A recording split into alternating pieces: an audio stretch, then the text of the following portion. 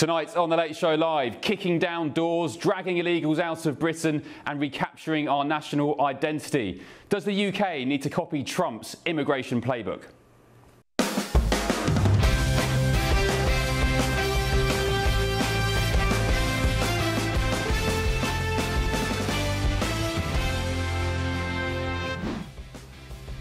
Britain for Brits, recapture our national identity. As America launches its biggest crackdown on illegal migration ever, the Tories tonight in the UK are vowing Britain will get its own deportation squads and kick out illegals. But would you support the kind of language and approach used by America? Also, breaking tonight.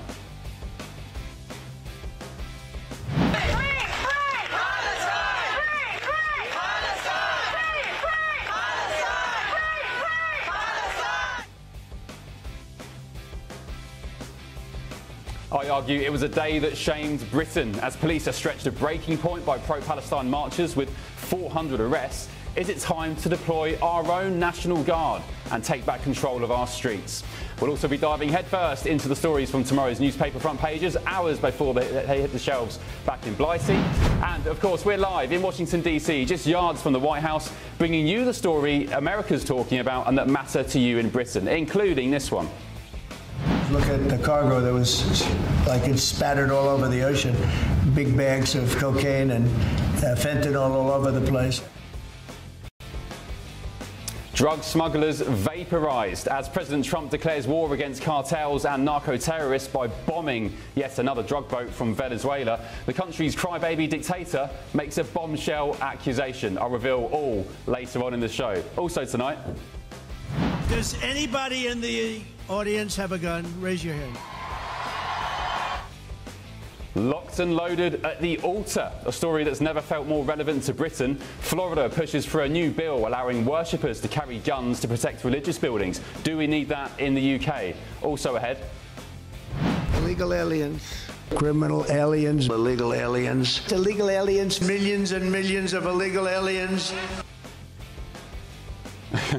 Cash to go. President Donald Trump is reportedly planning to offer a lucrative cash incentive to migrant teens to self-deport themselves and get out of the country. How much would you pay illegals to leave the UK?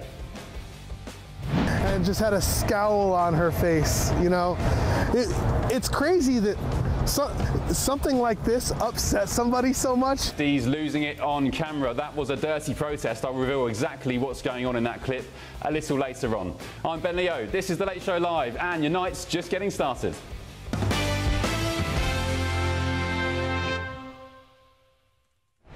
Thank you for your company on The Late Show Live. Britain is for Brits. Recapture our national identity and defend the homeland. Would you at home support that kind of language when it comes to tackling illegal migration in the UK?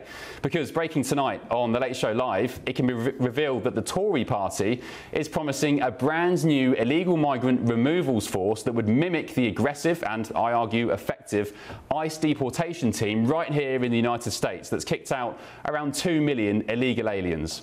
According to the Tories' plans, the force would be given £1.6 billion, sweeping new powers, and a target to deport 150,000 people each and every year from Britain. That's 750,000 illegals over the course of a parliament. And it would be directly modelled on America's Immigration and Customs Enforcement, or ICE, as we now know them, the agency that President Trump has turned into a sledgehammer against illegal migration. Here in the United States, adverts like this fill TV screens warning that illegals, their time is up. Let me deliver a message from President Trump to the world. If you are considering entering America illegally, don't even think about it. Let me be clear. If you come to our country and you break our laws, we will hunt you down. Criminals are not welcome in the United States. For too long, weak leadership has left our borders wide open. Well, those days are over.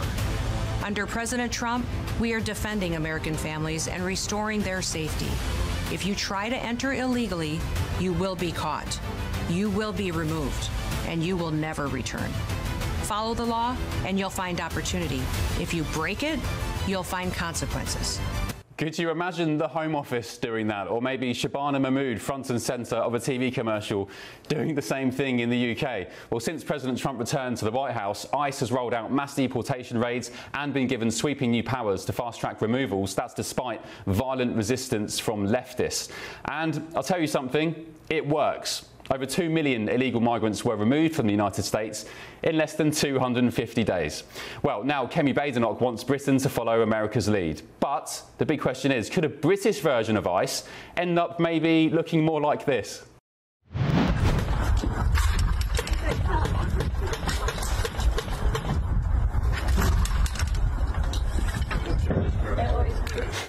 So, will a British ICE force actually fix the border, or is it just another slogan in search of a solution? Because in America, the crackdown isn't just policy, it's nostalgia, sold as a return to the country people once grew up in.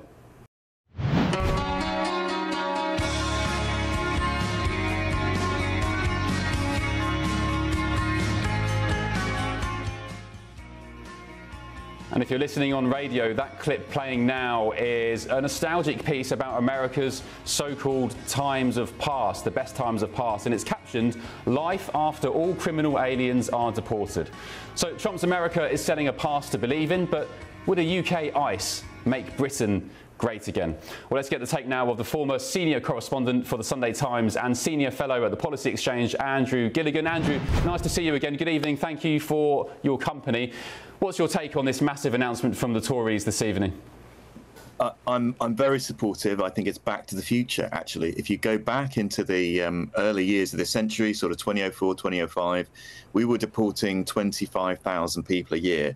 There were enforced deportations of 25,000 people a year. Now, as a proportion of the number coming in, that's actually not so different from 150,000, because the number coming in has soared in the last 20 years. But the number actually being deported involuntarily has collapsed. So during COVID, it was as little as 2,000 a year. It's only 8,000 a year, even though the numbers of actually arrivals, illegal arrivals, have massively risen. So I'm completely in favour of this, and I think it's totally practical. We were doing it in the same proportions in 2004-05. Of course, the Americans, we know, I love America because they're big, they're bold, they're brash, everything's harder and better. Do you think the Tories or even Reform would dare try and mimic some of the language and the approach we see here in the US? For example, Britain is for Brits, readers reclaim the homeland, etc., etc. Do you think we'd ever get to that point? I think, look, you won't see kind of quite the same kind of physical aggression that you see in some of the American stuff, like, people being manhandled in courtrooms, journalists being sort of taken to the floor when they try and, like, talk to people who are being deported, that kind of thing. It'll be done in a slightly more weedy British way. And I think the other thing you've got to say is you've got to have kind of what seems to me missing a bit from the current announcement, maybe it's in some of the detail I haven't seen yet, is agreements with the receiving countries where you're going to deport them to. Now, America's got a big advantage in that it's extremely big and powerful, and the likes of Mexico really don't have much alternative but to take people back. Whereas Britain is smaller and less powerful and effectively relies on the countries from which these people originally came agreeing to take them back. So if you look at the stats at the moment, for instance, the vast majority of enforced deportations actually go to about 5 or 6 countries, mainly places like Poland, Albania, Romania, places with which we have agreements. So there's going to need to be some work done on that, I think, if this is really going to work. Andrew, there's a long way, of course, to the election. Things can change. Reform are leading every poll for the past 6 or 7 months. But do you think between now and the election, whenever it's called, I mean, I don't think Labour will call an early one. They're not turkeys voting for Christmas. But do you think between now and then that we're going to have a game of sort of immigration top trumps? Who can outdo each other with the more, I don't think it's extreme, but, the more extreme policy when it comes to dealing with illegal migration? Look, I think the British public, the tolerance of the British public for illegal migration is rapidly diminishing. And what we've seen really is decades now of progressive overreach, where, I think most people are all right about reasonable levels of immigration. They understand that you can't have absolutely zero immigration, that there are some jobs which, people from this country won't do. You have to import people to do them. But the numbers have just got completely out of hand in the last 10 years or so. And I think it's stretched people's patience. So, yes, I think there probably will be. I think the Overton window shifted massively to the right. I still think instinctively almost everyone in Labour is instinctively uncomfortable about this stuff, but I think they recognise they've got to talk the talk, at least, if they are going to see off the reform threat. Yeah, political chameleons, some would argue. Andrew, thank you very much. Really appreciate your company. Andrew Gilligan, former senior correspondent for the Sunday Times and a senior fellow at the Policy Exchange. Thank you very much, Andrew. Let me know your thoughts on that. gbnews.com/your say. Lots flying in already. Nick Parsons, good evening, Nick. You've said the trouble is that no one really trusts or believes the Tories anymore after 14 years of failure. Brexit Crusader, you've said we need someone like Trump over here in Britain. He stops illegal boats coming into his country. Doesn't mess about. I mean, it's less boats, I guess, in the US. It's more the sort of invasion of the southern border. The boats that he is dealing with is the sort of narco drug boats coming from the likes of Venezuela. And ex-military, good evening. You said Kemi is desperate to keep Conservatives relevant and keep her leadership with an extreme policy. That would never happen. Again, I don't think it's that extreme. I think it's just protecting your borders. Well, let's get the thoughts now of my panel tonight. I'm joined by the chair of Republicans Overseas UK, Greg Swenson, and also the journalist, Angelina McCarthy. Thank you both for joining me. Thank you. Good evening for your company. Good to see you, Ben. Greg, let's start with you. Is this an extreme policy, and could you see something like the UK ICE in Britain? No, it's not an extreme policy. It's a no-brainer. It's just common sense. And yes, I can see it working in the United Kingdom. It has to work in the United Kingdom because the people have just become fed up with it. And as Andrew said, there's been progressive overreach. It's not just in the UK. It's happening in Ireland. It's happening in other countries where illegal migration or mass migration is the #1 issue. So why not deal with it? So how is that extreme to deport people that are breaking the law or to stop illegal migrants from coming in? It's just absurd. What about the kind of approach, though, Angelina? Do you think, as I said, we'd have the Home Secretary, Shabana Mahmood, front and centre of a commercial like we had Kristi Noem, who's the head of the Department for Homeland Security here. Could you imagine British politicians kind of doing that kind of thing and reading out the language, as I said in the intro, reclaim Britain is for Brits? First of all, do you think that kind of language is in any way racist?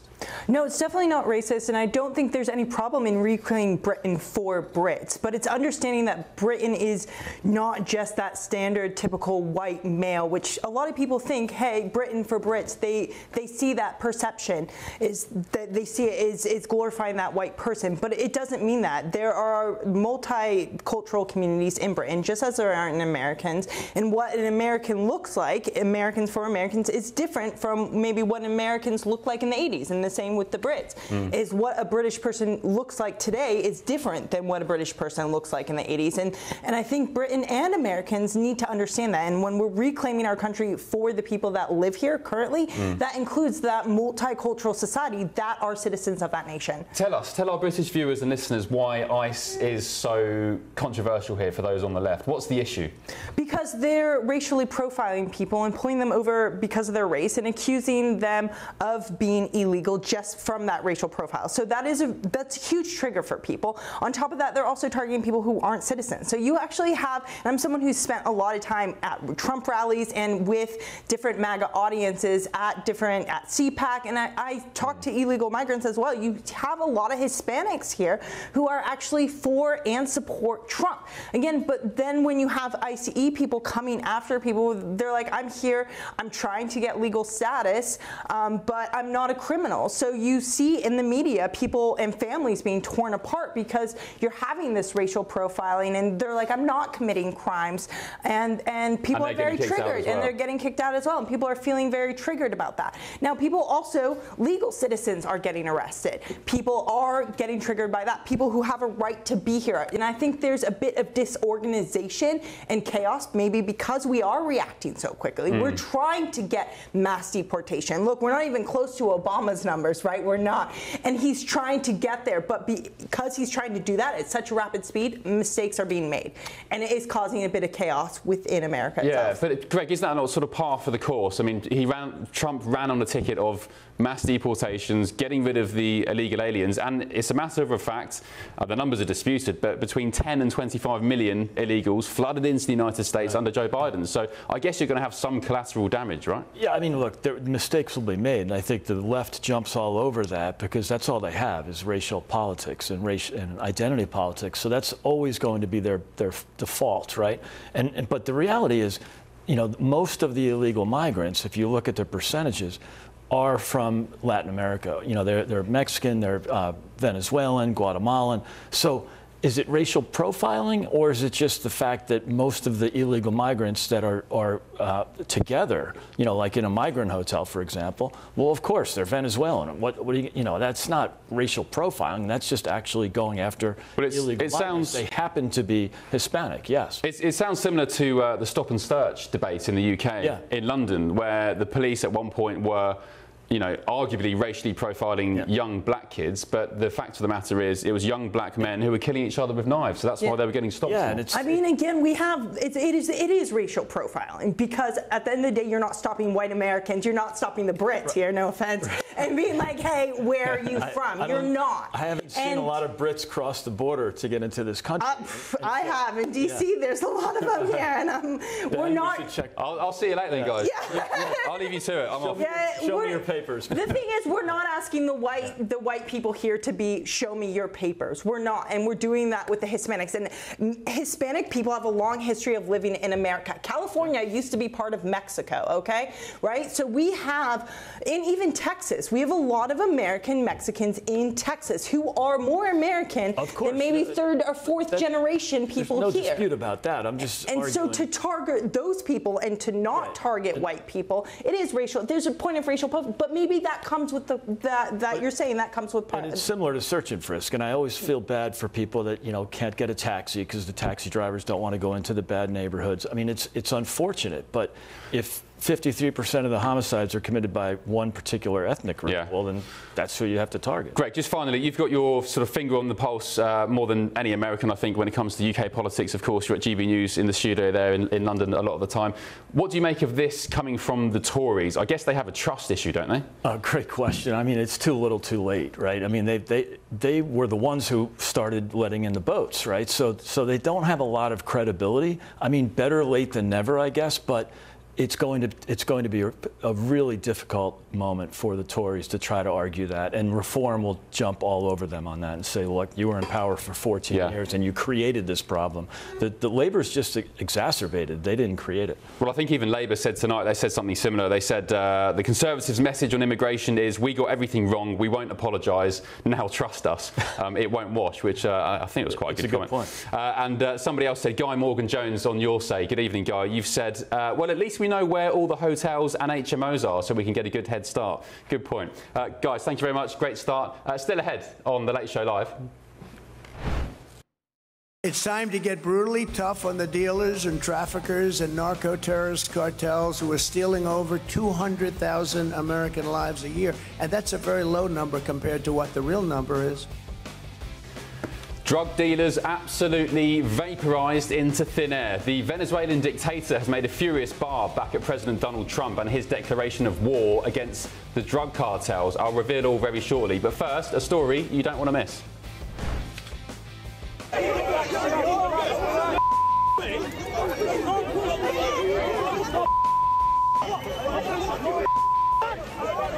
Well, those were the grim scenes in London today with the pro-Palestine Action marchers. Does Britain need its own National Guard to deal with violent protesters on the streets? This is The Late Show Live, only on GB News. Back in just a tick.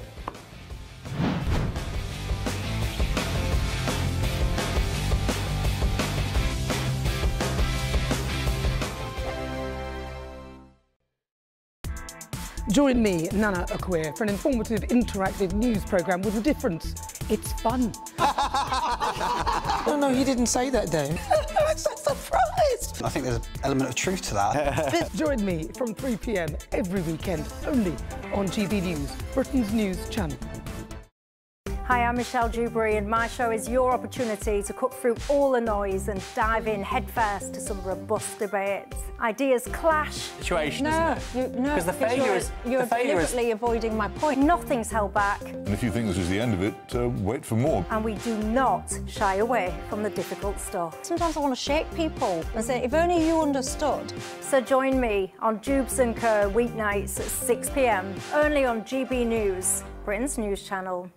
Britain was once the envy of the world, but look around. A nation that no longer knows what it is or where it's going. A country that's broken. How do we fix Britain? How do we bring it back? Friday night with Matt Goodwin at 8 p.m, only on GB News. Mornings don't have to be tiresome, especially if you have the right company. Wake up to news as it happens, opinion and debate, and of course, a little bit of entertainment too.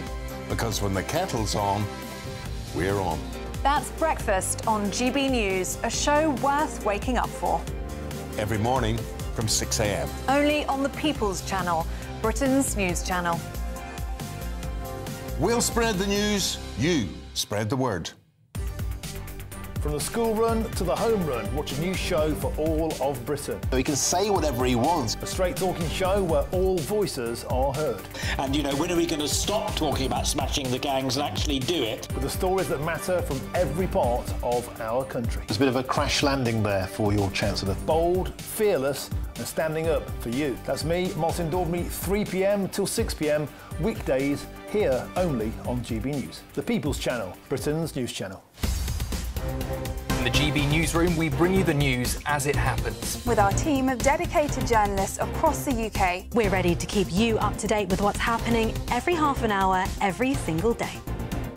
Bulletins here on GB News. The People's Channel, Britain's news channel.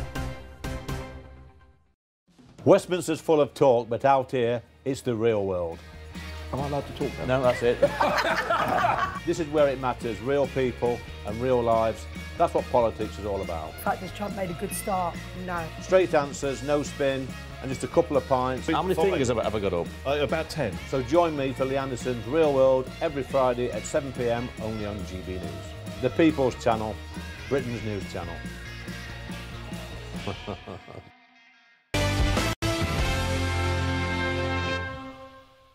Welcome back to The Late Show Live with me, Ben Leo. Just some quick comments from gbnews.com/Your Say on the previous segment about the Tories and their proposals for a UK version of ICE, basically kicking out all the illegals. They reckon, by the way, the Conservatives, they can kick out 150,000 illegals from Britain a year. So that's 750,000 over the course of a parliament, something like 3,000 a week. I don't think it's logistically possible. As I said to Alex in the last show, we can't even stop rubber dinghies coming from the French equivalent of Tesco coming across the channel, but yet you think you can find nearly a million illegals and kick them out. Laia Starmer, good evening. On Your Say, you have said all employees of this UK ICE force, if it ever happens, would have to be patriotic British people, otherwise it won't work. Lynn, good evening, Lynn. Hope you're well. You've said there's only one caveat to the Conservatives' immigration plan. They have to get back in power first, and they've got zero hope of that. I don't know, Lynn. Kemi Badenoch's been, you know, she's taken her time, but she's come out all guns blazing the last couple of days, leaving the ECHR, UK ICE. There's a long way to go, 4 years. And IDK has said, why didn't the Tories get tough whilst they were in power for 14 years? They're only talking tough now because of Reform UK. Right, let's move on. The Trump administration in America has activated 200 National Guard troops in Portland, in Oregon, to control protests outside an ICE immigration facility. But it's not just Portland that's experiencing violent protests. Already overstretched police forces in the UK are now continually having to respond to protests like this one today.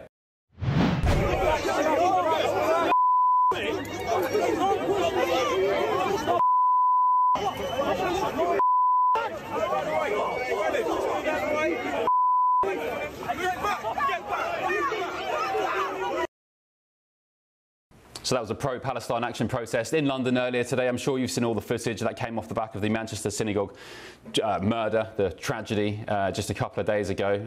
Why they held that protest in light of that, I don't know. But if the UK had a National Guard similar to America, maybe it would be the Territorial Army, a reserve army force.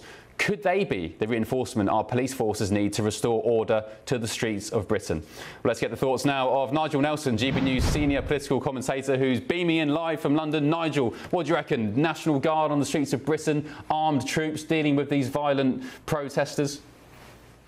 No. I think, Ben, that policing should be left to the police. And the National Guard is a very different sort of concept in America. I mean, it goes back, it's got 400-year history, and it deals with all sorts of things like natural disasters, which are much greater in America than over here. But our police can handle demos like the one today, and they should be left to do it. But they are admittedly, by their own communications today, Nigel, overstretched. And that was one of the aims of Palestine Action. They were saying we're going to flood British cities with, generally pensioners who sit there with signs saying, I support Palestine Action. And the police are forced to arrest them because, of course, they're a prescribed organisation. So by the Met's own declaration today, they are overstretched and it's causing them issues. So why not look to the likes of the Territorial Army to help out? Yeah, I mean, I agree with you. They're overstretched, but largely because of the terrorist atrocity in Manchester and the need to guard synagogues just in case there's another one. Now, I don't think that these protests should have gone ahead today out of respect for British Jews who are grieving, and the organisers should have called it off, and those who turned up shouldn't have done.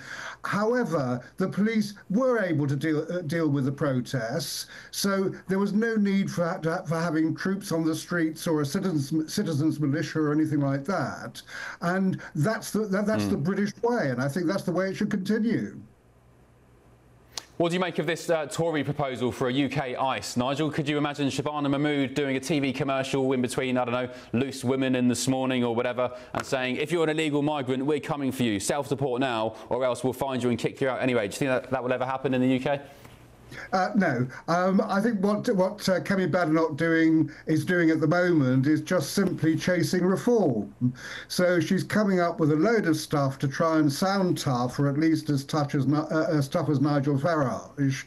I don't think it's a go. You've already said that the figures look a bit extreme to you. I agree with that. I don't think that's the way to deal with things. Yes, we've got to try and stop the boats. No, it's not going to happen overnight. And the Tories cause most of the problems we're facing at the moment. Yeah, I don't think the figures are extreme. I mean, I'd love it if we could kick out 750,000 illegals over the course of a parliament. I'm just saying that, we struggle to put away paedophiles and rapists and murderers in prison, and we can't stop the boat. So I just don't think at the moment we have the infrastructure or indeed the political will. Nigel, thank you very much. Appreciate your company. Your library looks great, by the way. Where are you? At home? I'm at home, yeah. Well, it's after midnight here, so that's where I should be. All right, well, I would say get to bed, but don't, because there's an hour and a half left of this show, so I'll see you in just a tick. Thanks, Nigel.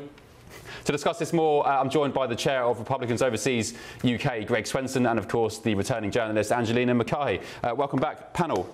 Greg, National Guard on the streets of Britain. The police are stretched to hell in Britain today, dealing with these pro-Palestine mob. Would you welcome something like that? Of course, if they are truly stretched. I agree with Nigel. Policing should be done by the police, but what we're seeing here in the United States is the police are really short-handed. The defund the police movement had almost terminal or permanent damage done to police forces. In Chicago, for example, we need 14,000. We used to have 14,000. Now we have 12,000. So get the National Guard into the places that need it.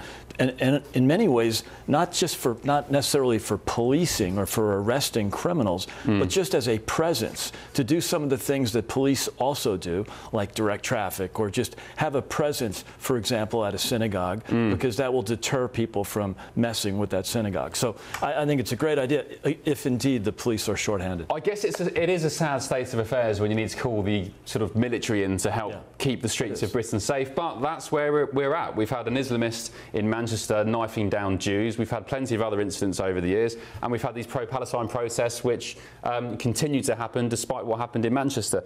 Angelina, tell us about the National Guard in the United States. I see these guys on the streets of DC, some with pistols, some with rifles, and I think, oh, thank goodness for that. I feel reassured. Why do some people not like it? What's the issue? I think it's where the line is, right? It's that overreaction. And when you start to militarize your streets and have this overreaction, that authority builds on other kind of authority, and you start to see violence. Like, there was a video going viral where a National Guard in Portland had sprayed a dinosaur in the breathing hole. Like, it was someone in one of those blow-up suits in the breathing hole. And where's the line of just simply arresting someone versus actually suffocating them? Where are you looking at their humanity? Yeah, it's probably, I mean, there are going to be one-off situations, but I think we can agree that crime is a problem in these cities, and also, especially if it's crime against federal officers. Well, how do you make sure that people are actually being protected, though? Are you just saying, oh, let me take the trade-off? It's okay if people are collateral damage in this? Is it okay for citizens to be collateral damage in this? These guys are very disciplined, right? Mistakes will be made ultimately, but I mean, it's pretty deliberate to take a spray can and spray it in the hole of a breathing tube of a dinosaur. As tempting it's very deliberate as tempting action. as it is, it's probably, something. Rules were broken. Okay? Just to clarify that event for any listeners and viewers back home in Britain. So there was a guy in an inflatable dinosaur suit in Portland. Maybe we can get the clip. I think it's quite funny. But the National Guard, they sprayed pepper spray, mace, into the vent of these suits, and the guy, I think he suffocated. He could take the suits off, but it wasn't nice. But the person arguably was with Antifa or left wing. Breaking the law. Yeah. So he deserved it. All right. We've got a few mic issues, I think, but we'll return after the break. Coming up on The Late Show Live. And just had a scowl on her face, It's crazy that something like this upsets somebody so much. I have one of the best examples of lefties losing it that you will see this year, I think. I'll reveal exactly what's going on in that clip in just a bit, but also tonight.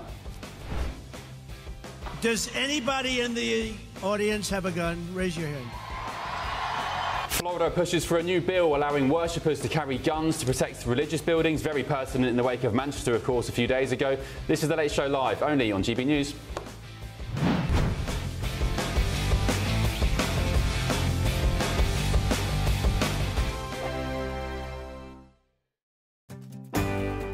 I'm Michael Portillo. This is GB News, the People's Channel, Britain's news channel.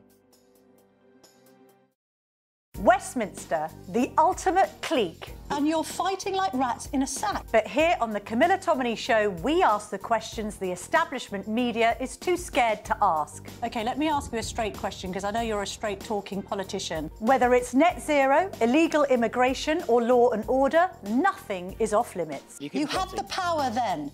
Yeah, as I and say, now you've lost it. That's the Camilla Tominey Show, a politics show that's fearless. But no, let me finish my question if you don't mind, because it is my show. Sundays at 9:30, only on GB News, the People's Channel, Britain's news channel. Miriam, you can't be serious. Scrapping the triple lock on state pensions? Madness.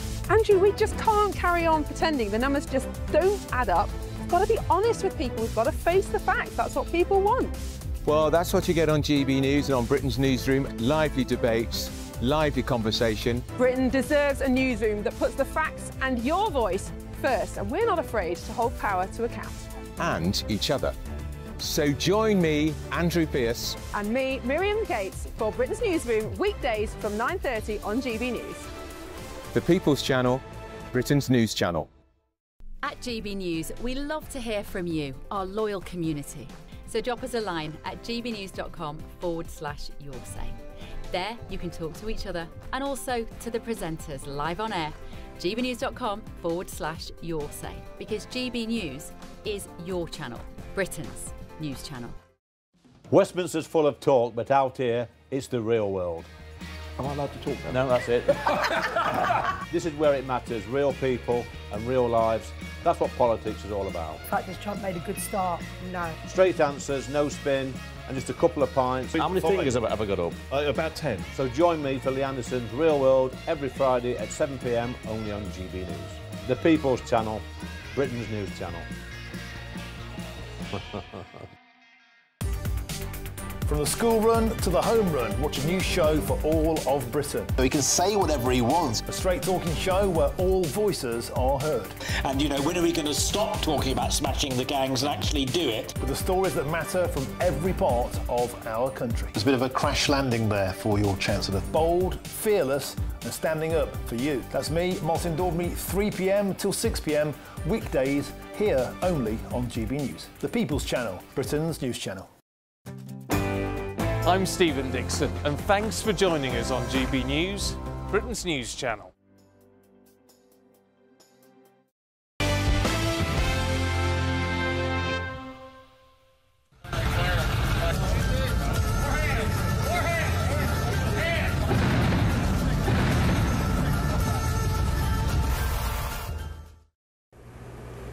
There we go. Could you imagine that in the UK? A UK version of ICE kicking down doors, raiding tower blocks, getting those Deliveroo and Uber Eats riders off their bikes and sending them packing home. Well, Kemi Badenoch wants that to happen because tonight, of course, the Tories have tabled their plans for a British version of ICE. We'll speak to a Tory insider on that very shortly. But for now, let's take a look at some of the newspaper front pages hitting the shelves in Blighty tomorrow. I'm joined by the former Lib Dem Minister Norman Baker. Let's start with the Express tomorrow. Tory leader Kemi Badenoch has pledged to create a new US-inspired removals force, claiming it would deport 150,000 illegals a year.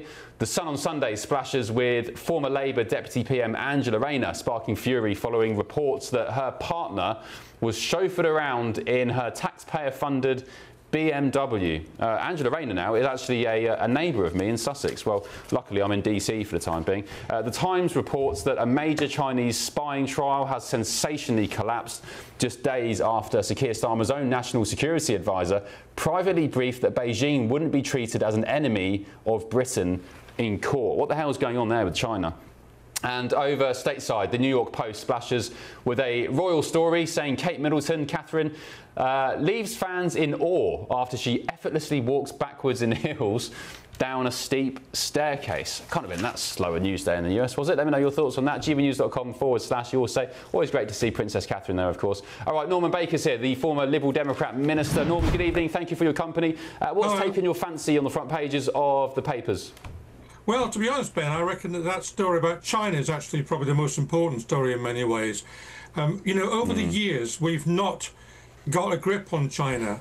And the Prime Minister of the day, going back to Tony Blair onwards, have been, you know, humming and hawing about whether we want to do business with China or whether we recognise them as a big threat to this country. My view is that they are a threat to this country. You know, we're very unwise to let them have our nuclear secrets, for example, if we get involved in nuclear power stations. We know that they've got people here running alternative police stations where they keep an eye on Chinese exiles and terrorise them effectively and threaten their families back home. We know that they're influencing our universities through the Confucius Institutes. You know, they are not our friends. We need to recognise that. I mean, at the moment, they're supplying help and weapons to Vladimir Putin to help him in his campaign against Ukraine. So the fact that there's been a kind of decision to not call the Chinese government a threat to this country, which is why this case has collapsed, is quite extraordinary. We don't seem to learn. The Chinese are not going to suddenly become our friends. They're not. Norman, there were previous Labour MPs who have been involved in shenanigans with China, involving money and so on. Does Labour have a China problem? Well, Labour has a China problem, and so do the Tories, quite frankly. And I remember doing a report in 2009 which listed all the links between Tory MPs and China. The reality is that what China does is, through all-party parliamentary groups, invite members of parliament over to China, give them a nice time and make them friends. But let's remember that what China has done as far as Britain's concerned has been to renege on the 50-year agreement we had when Hong Kong was returned to China in 1997. That was supposed to guarantee democracy in Hong Kong for 50 years. That's just been ripped up. We look at the appalling abuse of human rights in Xinjiang, with the Uyghurs being treated in concentration camps. You look at what's happened to Tibet, where you're not allowed to have a picture of the Dalai Lama without being arrested and tortured. You know, this is what the Chinese government's like. We should not be treating them with kid gloves.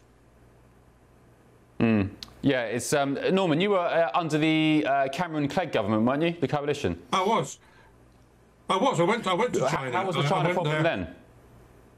There was a problem then. Yeah, I mean, the problem back in those... I mean, I went to China to sign an agreement on transport and had the transport minister from China over to the Department for Transport in return. But look, what happened was Cameron and Osborne wanted to cave in to China all the way down the line, because in 2011, I think it was, the Dalai Lama came to London.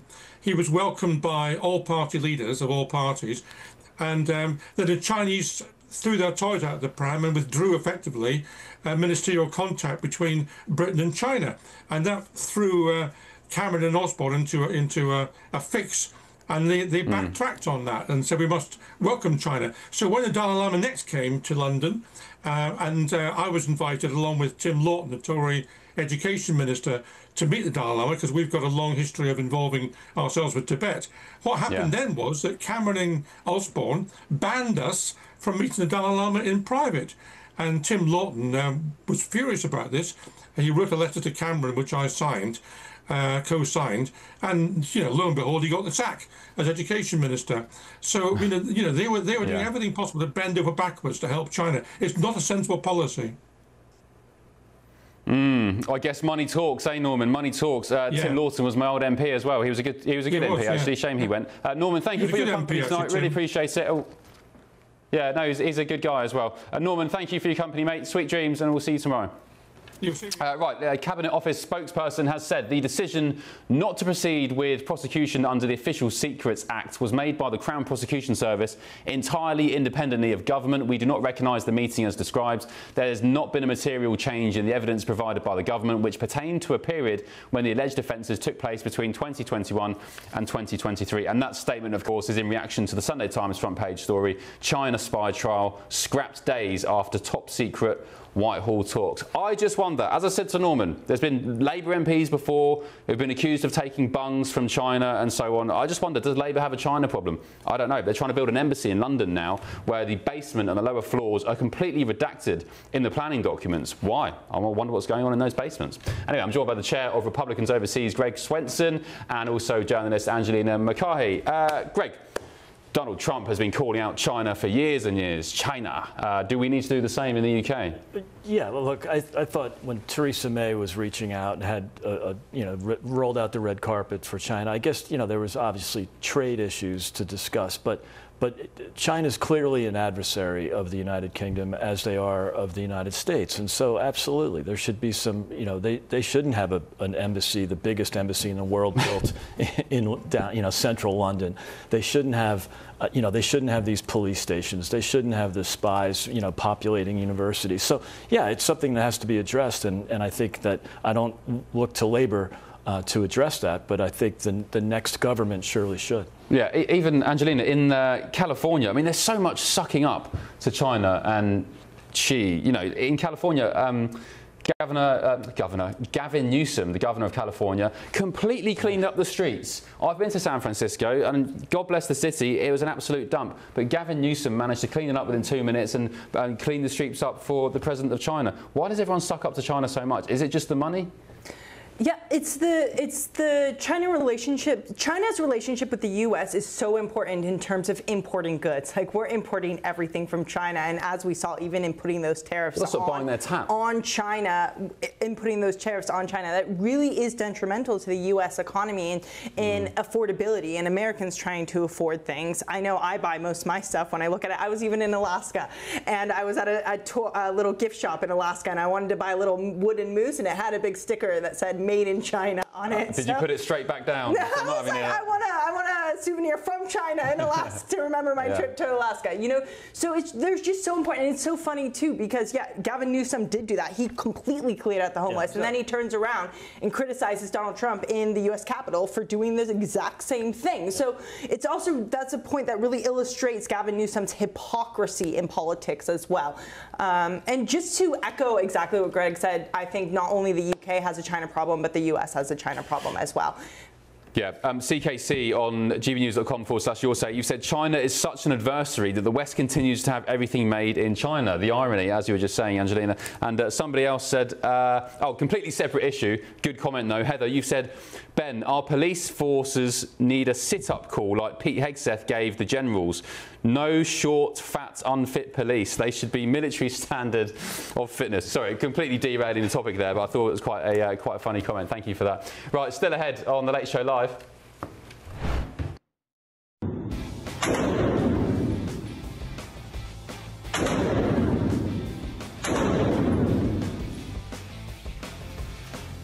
Oh, that was me. That surprised me coming up. That was me in Texas a few years ago. I was getting some shooting practice in, but Florida could be about to take gun rights to a whole new level, and it's to do with religious sites. More on that shortly, but also on the show tonight. Look at the cargo that was like it's spattered all over the ocean. Big bags of cocaine and fentanyl all over the place. So my esteemed colleague Bev Turner and I have had a bit of a disagreement about this story. President Trump declares war against cartels and narco-terrorists by bombing another drug boat, completely vaporizing them. But Bev reckons they need due process. They need to have their day in court. I argue, I don't care. The boats are full of fentanyl. Just bomb them into oblivion. What do you think? gbnews.com/your say. We're getting stuck into that next. This is The Late Show Live, only on GB News.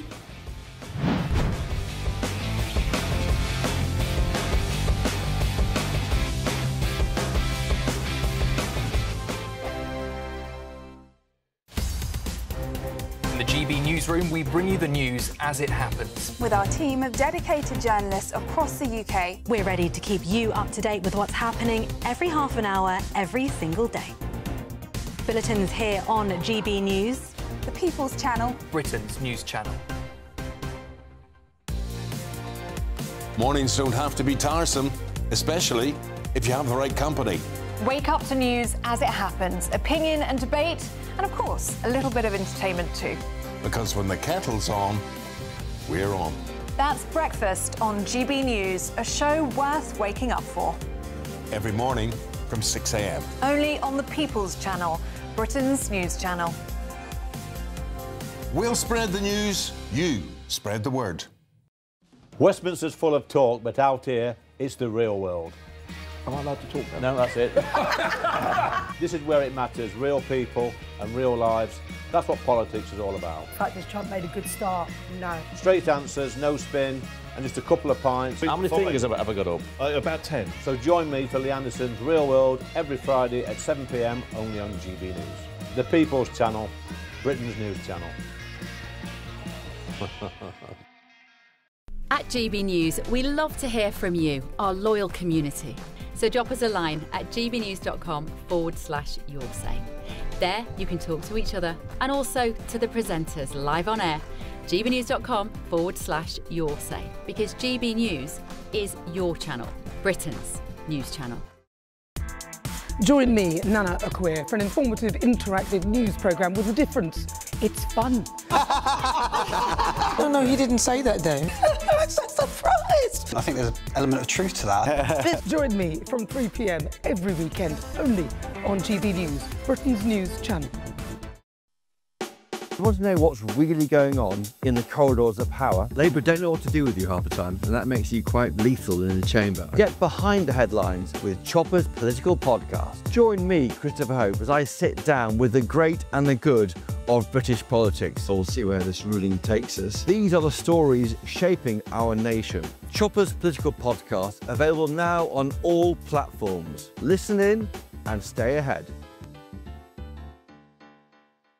Hi, I'm Michelle Dewberry, and my show is your opportunity to cut through all the noise and dive in headfirst to some robust debates. Ideas clash. Situation, no, isn't it? Because the failure is... You're deliberately avoiding my point. Nothing's held back. And if you think this is the end of it, wait for more. And we do not shy away from the difficult stuff. Sometimes I want to shake people and say, if only you understood. So join me on Jubes and Kerr weeknights at 6 p.m. only on GB News, Britain's news channel.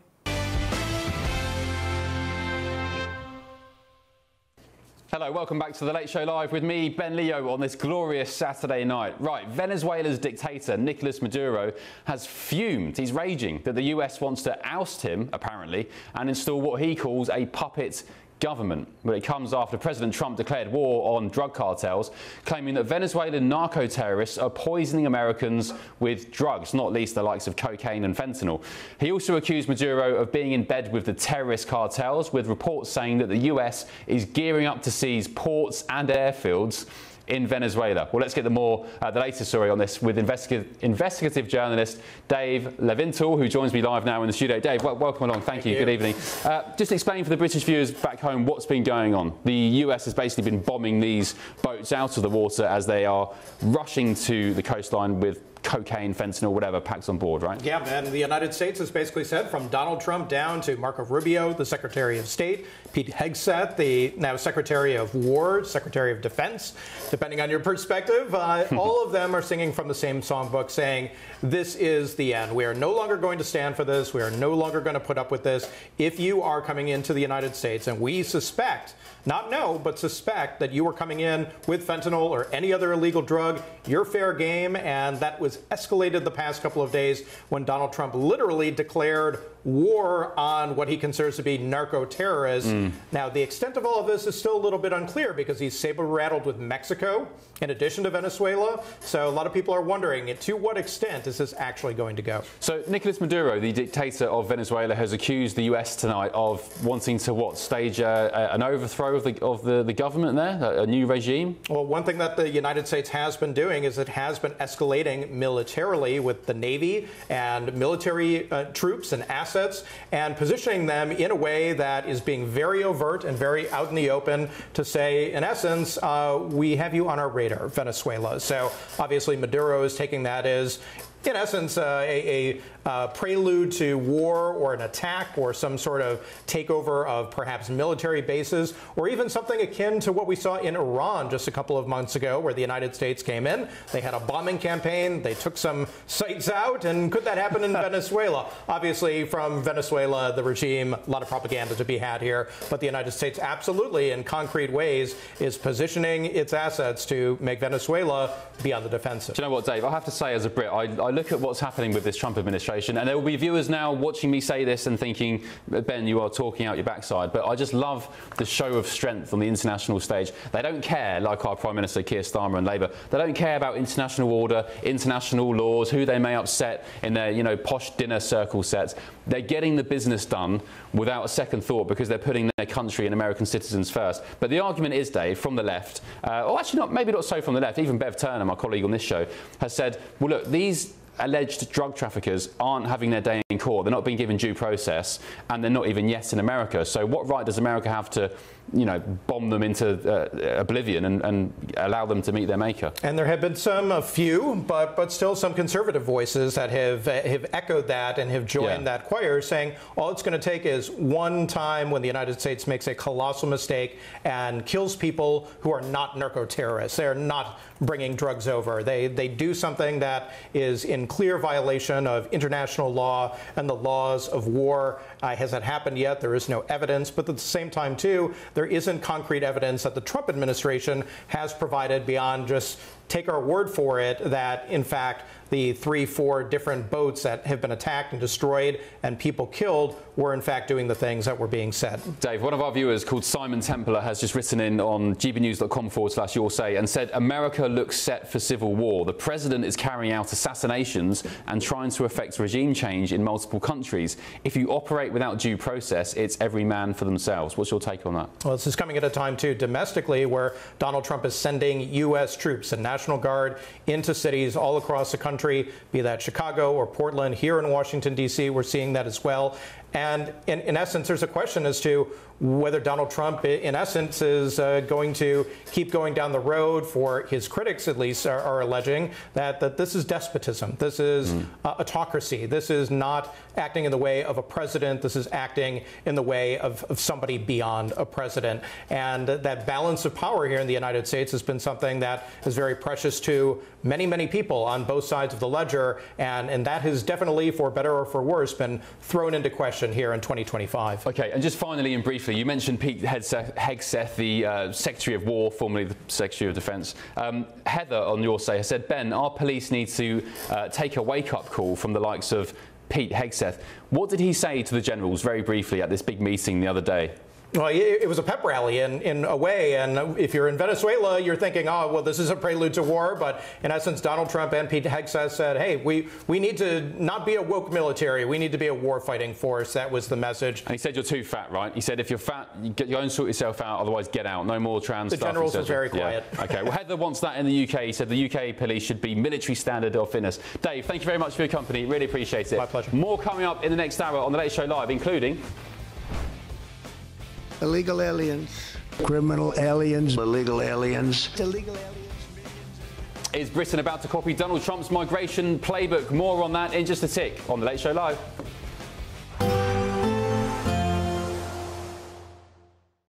Today, clouds overhead. Total zen within. Box Solar sponsors the weather on GB News. Good morning and welcome to your latest GB News weather update from the Met Office. Whilst today will be quite a bit less windy and a tad warmer than yesterday, we still have some pretty strong winds across more northern and eastern parts of Scotland this morning. A yellow wind warning remaining in place until midday. But most of us will begin the day with some sunshine, particularly in the east and the south. And whilst there'll be a few showers in the west, most of these will be lighter than on Saturday. So 1 or 2 showers this afternoon, but more especially across western Scotland. Here, quite a bit wetter with some more persistent rain developing through the course of this afternoon. Here, quite cool. Once again, 13 or 14 degrees Celsius. But in the south, a warmer day to come, 15 or 16 degrees quite widely. And those winds quite a bit lighter than they were yesterday, so feeling that much warmer. So a fine end to the weekend in the south. Some late spells of sunshine for many of us. We will run into thicker clouds as we move northwards though across Wales, more especially northwestern parts of England, some outbreaks of rain for Cumbria, and more especially so for western Scotland and Northern Ireland. Some of that rain fairly persistent across the Highlands and also turning increasingly breezy here as well, so a fairly damp end to the weekend for western Scotland. Otherwise, it will be northern parts of the UK that's still at risk of seeing some rain at times through the course of Sunday night, particularly heavy across the north of Scotland, moving into Shetland and Orkney by the morning. Further south, though, across England and Wales, we'll hold on to mostly dry conditions. Clear skies at times as well, and that will allow 1 or 2 mist and fog patches to form in the countryside. Here, temperatures might well drop down to 8 or 9 degrees locally, but for most of us, a mild night, and certainly in the north, temperatures remaining in double figures. So a wet and windy day to come on Monday for western Scotland, some persistent rain for the Highlands and turning heavier as we go into the afternoon. Otherwise, for northeastern parts of Scotland, Northern Ireland and the vast majority of England and Wales, once any morning mist and fog patches clear, it will be a fine day with some warm spells of sunshine. Temperatures will be above average for the time of year, reaching highs of between 18 and 20 degrees Celsius. Today, clouds overhead. Total zen within. Box Solar sponsors the weather on GB News. Mornings don't have to be tiresome, especially if you have the right company. Wake up to news as it happens, opinion and debate, and of course, a little bit of entertainment too. Because when the kettle's on, we're on. That's Breakfast on GB News, a show worth waking up for. Every morning from 6 a.m. Only on the People's Channel, Britain's news channel. We'll spread the news, you spread the word. Hi, I'm Michelle Dewberry, and my show is your opportunity to cut through all the noise and dive in headfirst to some robust debates. Ideas clash. Situation, no, isn't it? Because the failure is... You're deliberately avoiding my point. Nothing's held back. And if you think this is the end of it, wait for more. And we do not shy away from the difficult stuff. Sometimes I want to shake people and say, if only you understood. So join me on Jubes and Kerr weeknights at 6 p.m, only on GB News, Britain's news channel. Join me, Nana Akwe, for an informative, interactive news programme with a difference. It's fun. No, he didn't say that, Dave. I'm so surprised. I think there's an element of truth to that. Join me from 3 p.m. every weekend, only on GB News, Britain's news channel. At GB News, we love to hear from you, our loyal community. So drop us a line at gbnews.com/yoursay. There, you can talk to each other and also to the presenters live on air. gbnews.com/yoursay, because GB News is your channel, Britain's news channel. Westminster, the ultimate clique. And you're fighting like rats in a sack. But here on the Camilla Tominey Show, we ask the questions the establishment media is too scared to ask. OK, let me ask you a straight question, because I know you're a straight-talking politician. Whether it's net zero, illegal immigration or law and order, nothing is off limits. You had the power then. Yeah, as I and say, now you've lost it. That's the Camilla Tominey Show, a politics show that's fearless. But no, let me finish my question if you don't mind, because it is my show. Sundays at 9:30, only on GB News, the People's Channel, Britain's news channel. From the school run to the home run, watch a new show for all of Britain. He can say whatever he wants. A straight-talking show where all voices are heard. And, you know, when are we going to stop talking about smashing the gangs and actually do it? With the stories that matter from every part of our country. There's a bit of a crash landing there for your Chancellor. Bold, fearless and standing up for you. That's me, Martin Daubney, 3 p.m. till 6 p.m, weekdays, here only on GB News. The People's Channel, Britain's news channel. I'm Tom Harwood. This is GB News, Britain's news channel.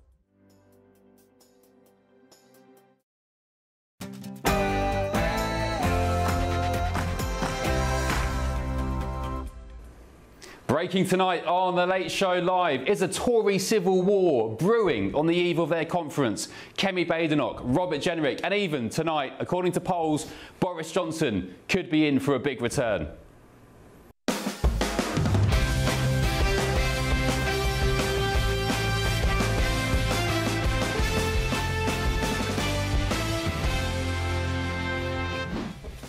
Hello, good evening to you. I'm Ben Leo. Breaking on The Late Show Live tonight.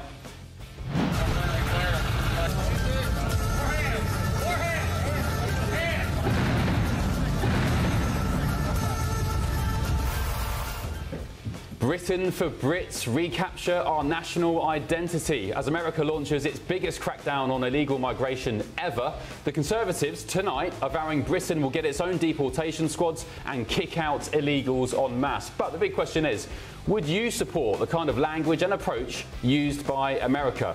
Also, breaking tonight, we'll be diving headfirst into the stories from tomorrow's newspapers, hours before they hit the shelves back in Blighty. And of course, we're live in Washington, D.C., just yards from the White House, bringing you the stories America is talking about and that matter to you in Britain, including this.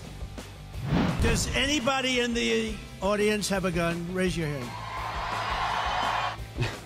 Locked and loaded at the altar. A story that's never felt more relevant to Britain. Florida pushes for a new bill allowing worshippers to carry guns to protect religious buildings. Also ahead.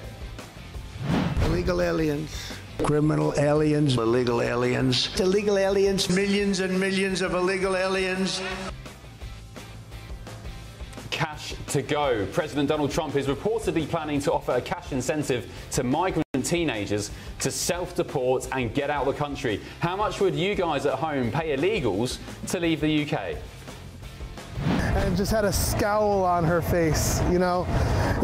It's crazy that something like this upsets somebody so much. And this one is an absolute disgrace. Lefties losing it on camera. I'll reveal exactly what's going on in that clip a little later on. I'm Ben Leo, this is The Late Show Live, and welcome to the second hour where the stories get hotter, the pace gets a little bit faster, and the brakes have been dropped. Hallelujah! Don't go anywhere.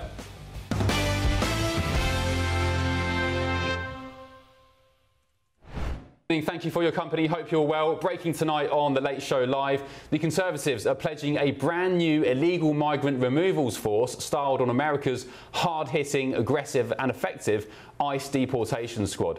The blueprint? Well, it's a £1.6 billion budget, sweeping new powers and a target to deport 150,000 illegals a year. That's 750,000 over the course of a parliament. It's a straight lift from Trump's America. ICE, the agency that's already booted out more than 2 million illegal migrants. And it comes, of course, as Tory activists gather in Manchester today for their annual party conference amid dire poll ratings under Kemi Badenoch and big questions as well over how they can head off a potentially existential challenge from Nigel Farage's Reform UK.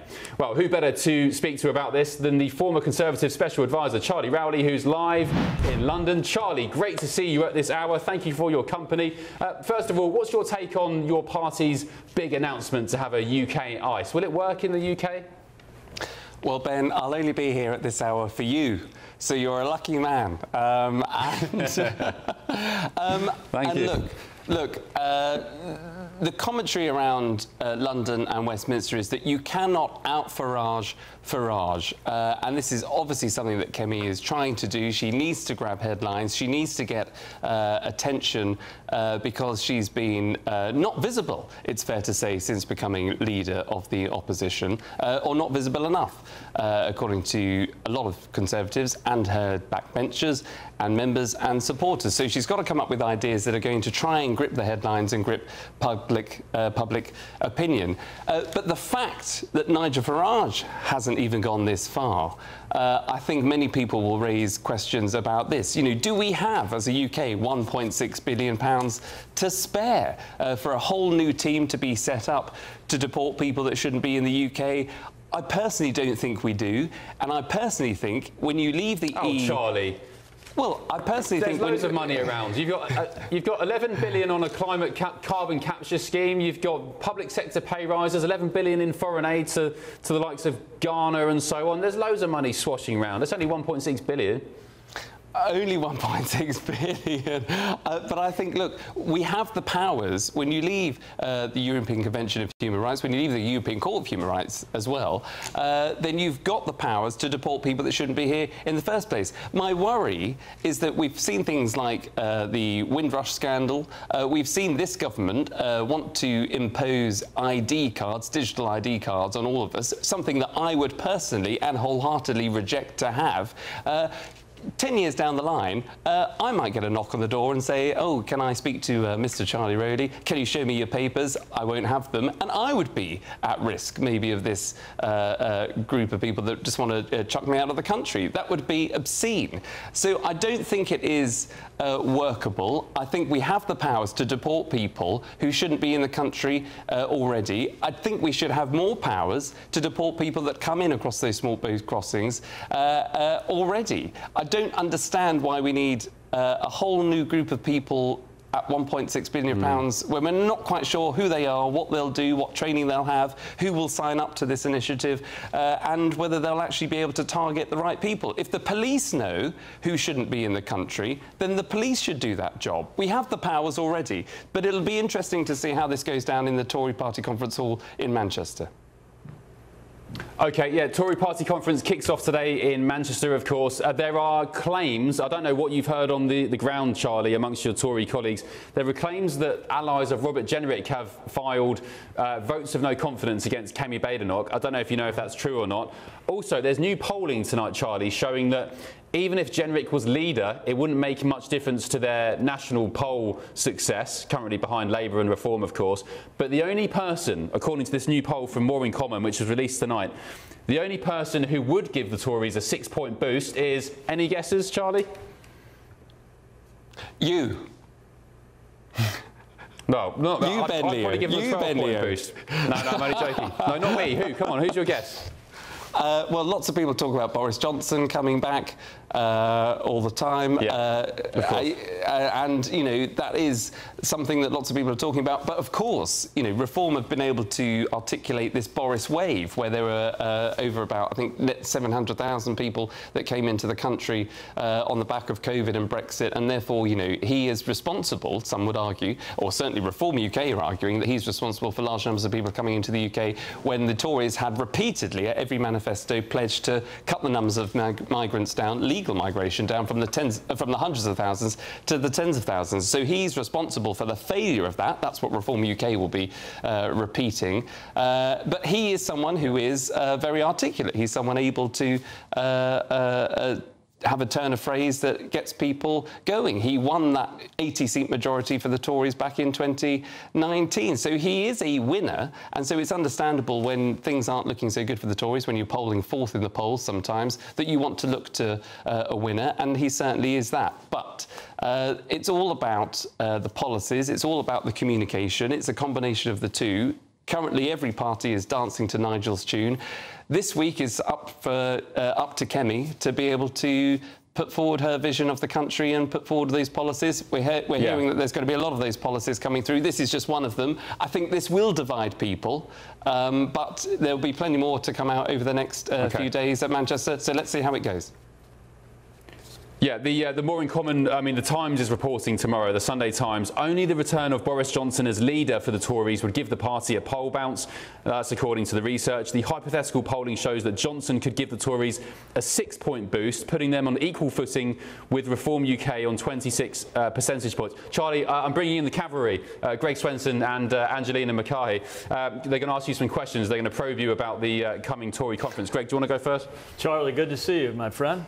Hi. It's look, I think your best point was that you can't out Farage. That was brilliant, and I think that's something they're chasing reform here, and it's quite obvious. And so, but I think one question I have for you is, wouldn't it be better to spend that $1.6 billion because you end up making it back? You know, and that's one of the arguments for paying illegal migrants to leave, giving them $1,000. Now it's up for younger illegals, it's up to $2,500. So the question is, do you get that paid back? A, because you don't have to spend all that money with the deportation, you know, which is, you know, not only the legal costs, but the cost of paying ICE and all the funding required for that. But then also consider keeping them in the country, you know, in the hotels with the free mobile phones and the free food. You know, that's a massive drain on the budget. What do you think of that? No, Greg, I think that's absolutely right. And you know I'm a big fan of yours, so I'm not going to disagree with you too much, Greg. But the point is that people that come into the country illegally, once they're identified through the small boat crossings in particular, we know who they are. We see them at the border, and we shouldn't be putting them in the hotels. We should be asking them, where have you come from? What conflicts are you fleeing? If you can't answer those questions clearly, then of course you should be on the first flight back home or back to France. So they shouldn't even be here in the country. You don't need a whole new, I think, 1.6 billion force to go and find these people. I mean, the other nuance that I would just put to you guys in the panel over in the States is that, you know, as much as we have a massive and brilliant relationship with the US, it's a very special relationship. It always has been, always will be, in my view. We do things that sometimes differently, and for example, gun laws.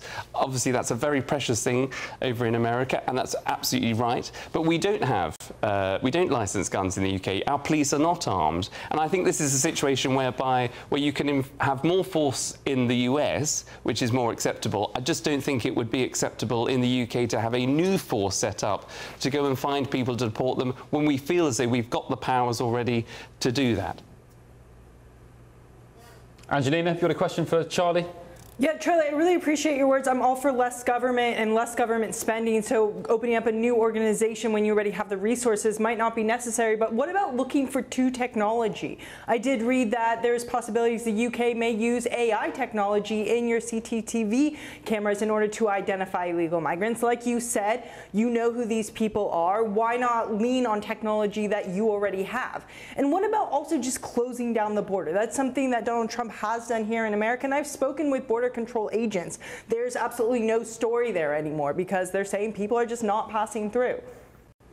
Well, you're absolutely right on the border. So, you know, the whole point of leaving the EU was to take back control. That was the message, take back control of our borders, our money and our laws. So taking back control of our borders in particular and having an immigration system where we know exactly who's coming in to do what job, whereabouts in the country, that should be within the control of the UK government, whoever's in power, but control of the government, but also giving confidence to people in this country. You know, so we know as citizens who is coming in, what they're doing, and those that shouldn't be here should absolutely be deported. So it is about control. You're absolutely right.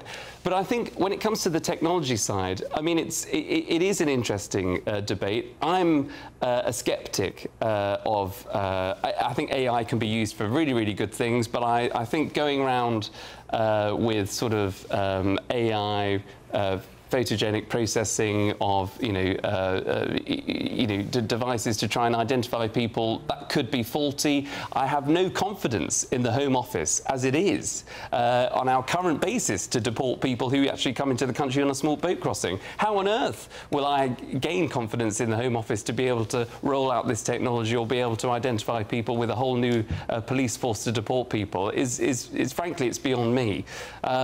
So I'm all for technology if it can be used properly in the right hands, but I don't see that being used properly or successfully, frankly, under this Labour government.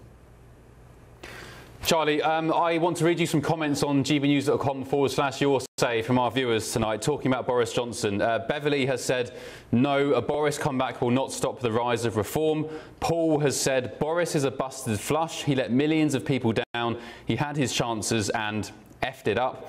Yoda said Johnson is a tainted narcissist, not liked by a large percentage of voters, unelectable. And yeah, somebody else said, I liked Boris's charisma. This is Grandma Gray. I liked Boris's charisma, but he must be a globalist to do the things he did. He can't be anywhere near government again after the mess the Tories have left in their wake. The big question for you, Charlie, is A, are those comments fair? But B, who is your pick for Tory leader? Well, just on Boris Johnson, I mean, it's telling that, Jake Berry, who was the former chairman of the Conservative Party, a big Boris ally, defected to Reform. Danny Kruger MP, used to be Boris Johnson's political secretary at number 10, has defected to Reform. Nadine Dorries, who we know all too well back in the UK, former cabinet minister, culture, media, sport, big fan of Boris Johnson, defected to Reform. I don't think there's any way back for Boris Johnson when he has his key allies who were in those positions who have already defected. I think it'll be very difficult for him to come back. So I think that's a bit of a non-starter. However, charismatic and optimistic he usually is, and able to challenge. And he would be able to challenge, I think, Nigel Farage if he wanted to, but he obviously doesn't have that support because all of his supporters have moved to Reform UK. I'll be in Manchester this week. I'll see what Kemi has to say. It'll be a make-or-break conference for her. We've got to see what she's all about. She was elected by the members like her, so now she's got to show to the country why she was elected to that post, and let's see how she gets on. Of course, Kemi's big proposal for ICE. I mean, Robert Jenrick was quoted in the Sunday Express tomorrow talking about the potential UK ICE immigration squad. Do we need more Trumpian-style politics in the UK? Well, we certainly need to get tougher, and that's been the problem, and this is the problem that is hanging around the Tory party, around its neck. It for 14 years pledged to bring the numbers of migrants down, so illegal migration down, obviously, but legal migration down from the hundreds of thousands to the tens of thousands. That's what David Cameron put in his manifesto in 2010. And over the last 14 years, the Tories have failed to do that. They also talked about cutting taxes. Taxes went up under the Tories. So the Tories are not going to be trusted on those issues unless they come up with a really credible plan that they can walk the country through to say, OK, we've made our mistakes of the past, we didn't get on top of it, or there are reasons why immigration was high, maybe because of COVID, maybe on the back of Brexit. But now we understand where we went wrong, and this is the only plan that can work. That's going to take a long time. So whether it's Kemi, whether it's Robert Jenrick, whether it's James Cleverly, whether it's Penny Mordaunt, whether it's you, Ben, Leo, who leads the Tory party, it's going to take some time to get that credibility back. The question is, can Reform sustain the poll ratings that they enjoy at the minute? Will the Prime Minister, Keir Starmer, be deposed and replaced by someone that the country might be able to get behind, who might be more charismatic, that might have a political direction of the country? Will the Tories, will it be beneficial for the Tories to change their leader, having changed 2 or 3 previously? There are so many questions over the next few years. We'll just have to see how it plays out. Charlie, I know you used to work for Michael Gove, but it doesn't mean you have to dodge questions like him. Who's your pick for Tory leader? well, look, Kemi Badenoch. Come on, I want answers, boy. Kemi Badenoch is the leader of the Tory party. I think, look, if this conference doesn't go well for her, if there are too many mistakes, if there are too many gaffes, I think she will survive. But if it gets to the local elections next year, the Tory party will probably think to themselves, well, what have we got to lose by changing her, because if she's not enjoying a poll lead, having been a leader for a couple of years, and if the Tory party is going backwards, then maybe they will get someone that might be slightly more media savvy, or it could be Robert Jenrick, it could be James Cleverly. Who's to say? But I'm enjoying being a political commentator and a semi-journalist, I suppose, and enjoying the commentary on your show rather than being involved in politics back in the UK. So I'm not involved in the Tory party, so let's see how it goes. All right, Charlie, we love your company as well. Thank you very much. Go and get your Horlicks, my friend, and yeah, thank you. We'll see you soon.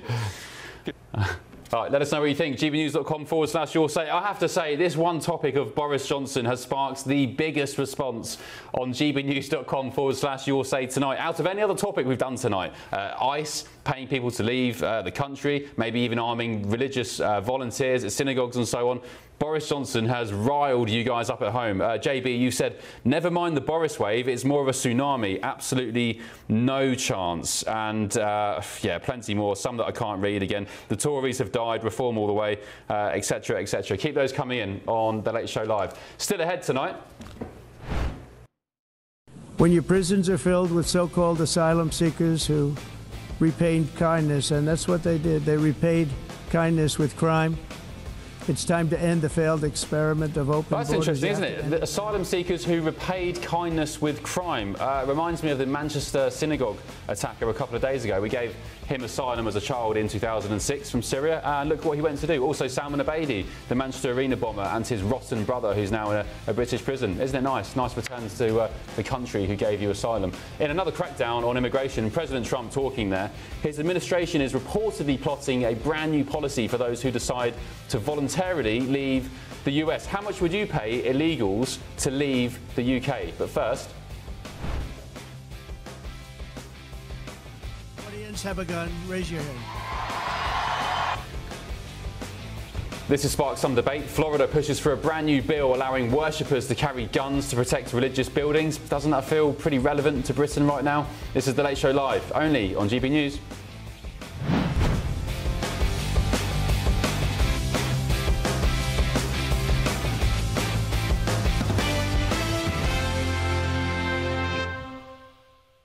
You lucky so-and-sos, no breaks in this second hour of The Late Show Live, so let's get stuck into our next story, because a new bill in Florida, the Sunshine State, is seeking to bypass training requirements for people using guns to defend religious buildings. The bill is being pushed through following a wave of deadly attacks on places of worship, including, of course, the devastating attack on worshippers at a synagogue in Manchester a couple of days ago. There was also a situation here where a former Iraqi veteran, Marine, US Marine, went on a rampage at a church here on the East Coast in America. The bill in Florida is sponsored by Senator Don Gates, who aims to bypass some of the licensing and training requirements for volunteers who want to arm themselves. Gates added that smaller congregations typically don't have the budgets to afford private security, and that pastors in his district had asked for the measure to be introduced. Well, let's get the thoughts of Republican strategist Amy Tarkanian. Amy, good evening. Thanks for your company. What's your take on this? Are you supportive of people at churches and synagogues and mosques, I guess, as well, being armed to the nines to protect the congregation? Well, absolutely I am. And the only concern I do have, though, with this bill that's going forward in Florida is the fact that they are not requiring any additional training outside of the minimum requirements that are already set in place to actually own and carry a concealed weapon. So they're literally just going to be relying upon a plan of action that's going to be approved by the local sheriff. Now, with that being said, they are already allowed to carry. So they're just asking for permission to carry into a place of worship. And at this point, with all of the terrorizing that has been going on at a number of religious facilities across the nation, I would think that this would be welcomed. And you have some very brave individuals who have actually stepped in and saved countless people from mass murders happening in this situation. And it also, you can look at the other side. I mean, you could be a very well-trained individual bill. And there was a recent case, unfortunately, where a police officer was called to the house that was being broken into and accidentally killed the homeowner instead of the robber. And so, you know, situations can happen either way. But I think the fact that you have people on such high alert and are willing to actually move forward with this bill, it speaks volumes of where we are, unfortunately, as a nation. Yeah, of course, we had a terror attack in England a couple of days ago. There was an Islamist, radical Islamist, who went and killed some Jews at a synagogue during the week. Pictures on your screen now if you're watching on TV. Does it feel like, from where you're sitting and as an American, does it feel like maybe the kind of tragedies, these sort of church shootings that you guys have experienced for years, I mean, hopefully you'd say no, but do you feel like we could potentially see more of that in the UK? Well, I certainly would hope not. I don't wish this upon anyone or any you know, religious affiliation. I mean, we have this that's happening not just in synagogues and churches. We have this happening in schools, and so this has been a discussion that's been ongoing for quite some time on how to possibly equip teachers, pastors, or how to better provide security just overall if you're not going to equip individuals with protection. And then this is just something that I think, you know, as a nation, we have so many different thoughts and ideas on how to do that. And we need to come to some agreement, because this is just, it's out of hand, and it's very scary. Yeah. Do you own a gun, Amy? Do you have firearms? I do. I own a pistol and also a shotgun. Yes. Do you carry the pistol? I mean, what's the laws you're in Vegas, right? What's the law in Nevada? Can you carry a pistol in your purse when you're out and about? Just explain for our British viewers how it works. Sure. Well, in the state of Nevada, we are an open carry state, but that means you still have to go through the procedures of taking certain courses. You have to be able to pass them. There's a number of laws. You know, you can't be a felon. You have to make sure that your record is clean and up to par. And there are some requirements in order to be able to have that privilege. You can't just go purchase a gun and then start waving it around. You do have a lot of requirements that need to be met. Now, not every state is an open carry, and so, you know, you can conceal carry a firearm in certain states, but it is different state by state. Yeah, I was just in Arizona where, as far as I remember, it's open carry, no license, so you can do what you want. You can walk down the street with an M4, that I don't agree with. Whatever you want.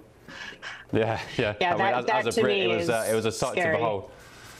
Yeah. Yeah. Amy, thank would you very imagine. much, Amy Tarkanian. Yeah, Republican strategist Amy Tarkanian, thanks for your company tonight. Good evening to you. Let's get the thoughts now of my panel, the chair of Republicans Overseas UK, Greg Swenson, and of course the journalist Angelina McCarthy. Greg, you were sort of commenting to yourself then, listening to Amy. What were you referring to? I mean, she actually made a point that I was going to bring up, that carrying a gun in church is legal in many places. And so you've already seen it's not even that you have to hire security. If the congregants are armed, there's a lower probability of some crazy person coming in and shooting up the congregation. So, you know, I think we've seen that already. We've seen it effective in shopping malls. We've seen it in a couple of church incidents. So, should we have it in the UK? Well, what you want in the UK, but we have different gun cultures, obviously. But what you want to make sure of in the UK is that the criminals don't have guns when the good citizens don't. And so we see this in Chicago, where I have a home. You know, the bad guys have guns, and gun control is in full force in Chicago. But even knives, though, as well. I mean, the Manchester synagogue attacker was armed with a knife. I argue if somebody was there with even a pistol, a 9mm pistol, a very humble pistol, you would have taken that guy out and potentially saved lives. And again, it goes back to some of our other discussions tonight, you know, with the open border or deportations. If the police can't manage it, then the citizens should be able to. And there's too much regulation in general, but there's definitely too much regulation where the bad guys end up with guns and the good guys don't. Angelina, Oliver on YourSay, gbnews.com/YourSay, has said, such a shame that this even has to be considered. I think it will destroy the relaxing and holy spirit of these religious spaces having armed guards right outside. Do you think Oliver's got a point? Yeah, that's totally a point. As a Catholic myself, I think it's completely sacrilegious. The idea of bringing weapons into a church that is so anti-God and what Christians stand for, and that's almost insulting. I think something that, you know, the establishment doesn't look at enough. They say it all the time. The administration says it all the time. Across the board, they say it all the time. Guns don't kill people, people kill people. And if you look at America, our problem is Americans killing Americans, right? You just said a vet. To me, that screams PTSD.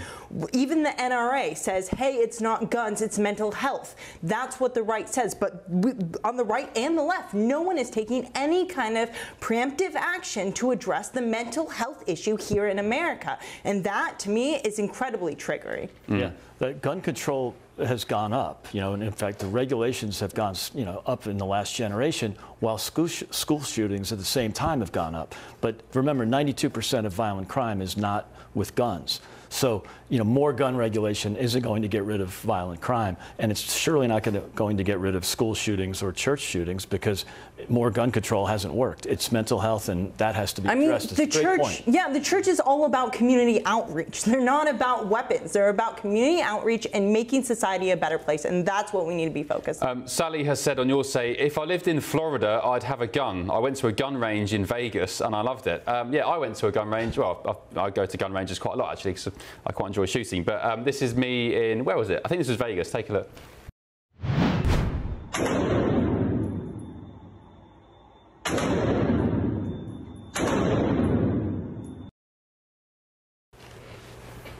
And Greg, it was crazy for me. I think it was in San Antonio, actually, in Texas.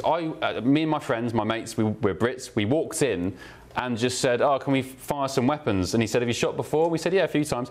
No license check, no ID, really. We just flashed our driving license and said, here you go. I mean, to me, that's crazy. And it's also crazy how in Arizona, I can buy one of those guns with no license, no permit, and I can just walk down the street with it. And that's how it used to be in every state in America. And funny enough, gun violence was lower. School shootings and mass shootings were much lower. Most of the mass shootings actually are done by handguns, not with big rifles. So the idea that eliminating ARs would stop, mass shootings, that's not going to work either. So, I think, again, Angelina, you brought up a great point on mental health, and you could see the chart. It's completely linear. As mental health issues have risen, so have school shootings, so have mass shootings. So the real crimes are still occurring in the cities, again, where guns are illegal, like Chicago, where you basically have a mass shooting every weekend. Okay, interesting debate. It's the debate that I argue will probably never end in America, will it? I mean, I remember Piers Morgan getting chased out of America after his CNN show for daring to take your guns away. Yeah, that was him finished in America. It's a political loser. I mean, you can print guns now, too. Let's not forget. You can 3D print. So no matter even if you take away that access, if people aren't mentally well, they can just print their own at home. Yeah, and I argue as well they can just get a knife or a baseball bat or a hammer. If they want to kill someone, they'll find a way. Anyway, still ahead on The Late Show Live. Illegal aliens. Criminal aliens. Illegal aliens. Illegal aliens. Millions and millions of illegal aliens. Isn't it interesting? President Trump calls them illegal aliens and everybody else this side of the pond, but Labour, they call them, what are they? Irregular migrants. Irregular migrants. Funny. Well, in another crackdown on immigration, President Trump's administration is reportedly plotting a brand new policy. I'd argue it's bombshell for those who decide to self-deport. More on that after your weather.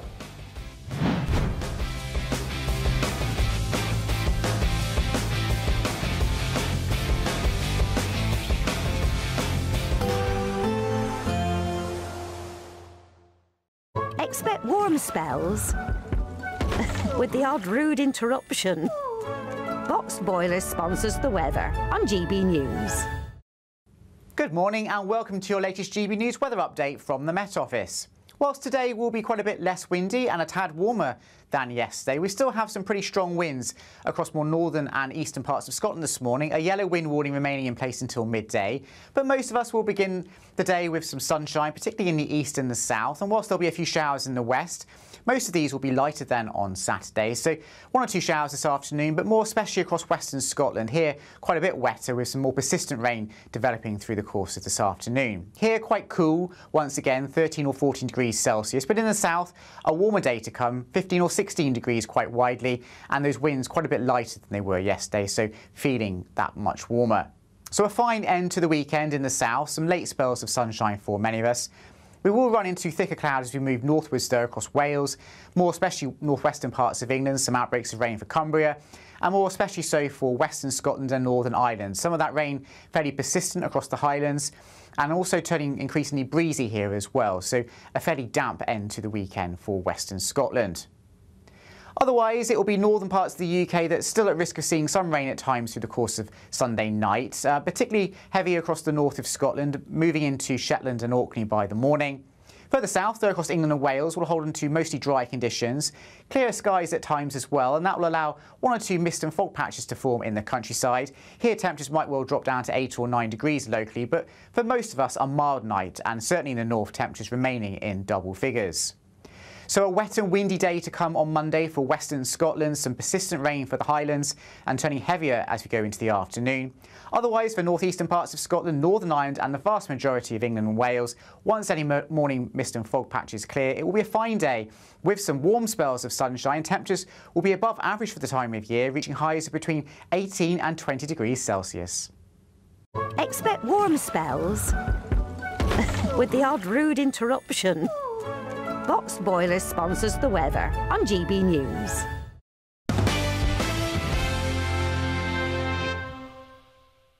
Welcome back to The Late Show Live with me, Ben Leo. Let's get stuck into a few Your Say comments. Paul, good evening, mate. You've said, Ben, carry on shooting, mate. Guns don't kill people.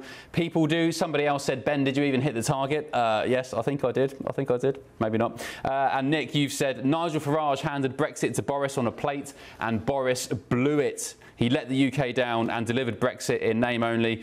And Heather, good evening, Heather. You've said, I think you're talking about Charlie Rowley, the former Michael Gove advisor, who we had on, good friend of the channel.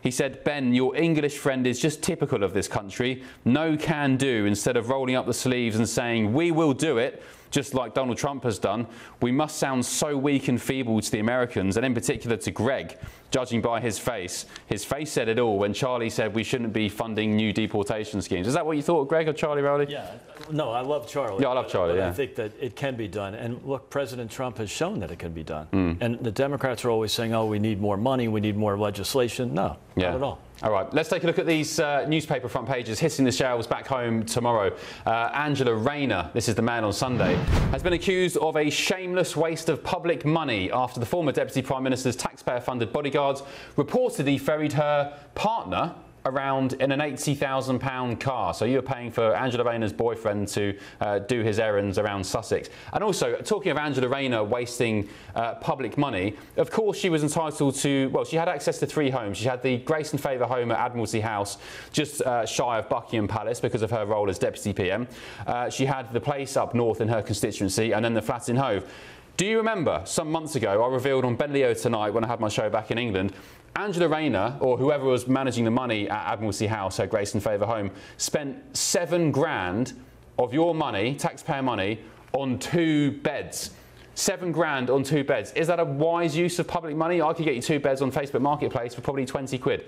The Observer tomorrow, front page features Sir Tony Blair, oh, he's back again, who's styled as Tony of Arabia. There he is if you're watching on telly, as he returns to the Middle East on the Gaza Board of Peace. Who would have guessed, all those years ago? The Mirror tomorrow, Sunday Mirror, writes that survivors of terror attacks have joined forces to defeat extremism after the Manchester synagogue terror attack. I mean, hopefully they're focusing on Islamist extremism. The Washington Post, this side of the pond, has the latest on the peace deal plans between Hamas and Israel. And the New York Post splashes with a royal story saying Princess Catherine leaves fans in awe after she effortlessly walks backwards in hills down a steep staircase. Let me know your thoughts on that. Could you walk effortlessly backwards down a steep staircase wearing heels? I'll ask Greg and Angelina on that in just a sec. Let's get the take of former Liberal Democrat Minister Norman Baker on the front pages. Norman, I'm not going to ask you whether you can do what Princess Catherine did. Instead, I'll ask you what story you want to talk about on the front page of tomorrow's papers. Well, I'm open to your suggestions as to what you want to talk about.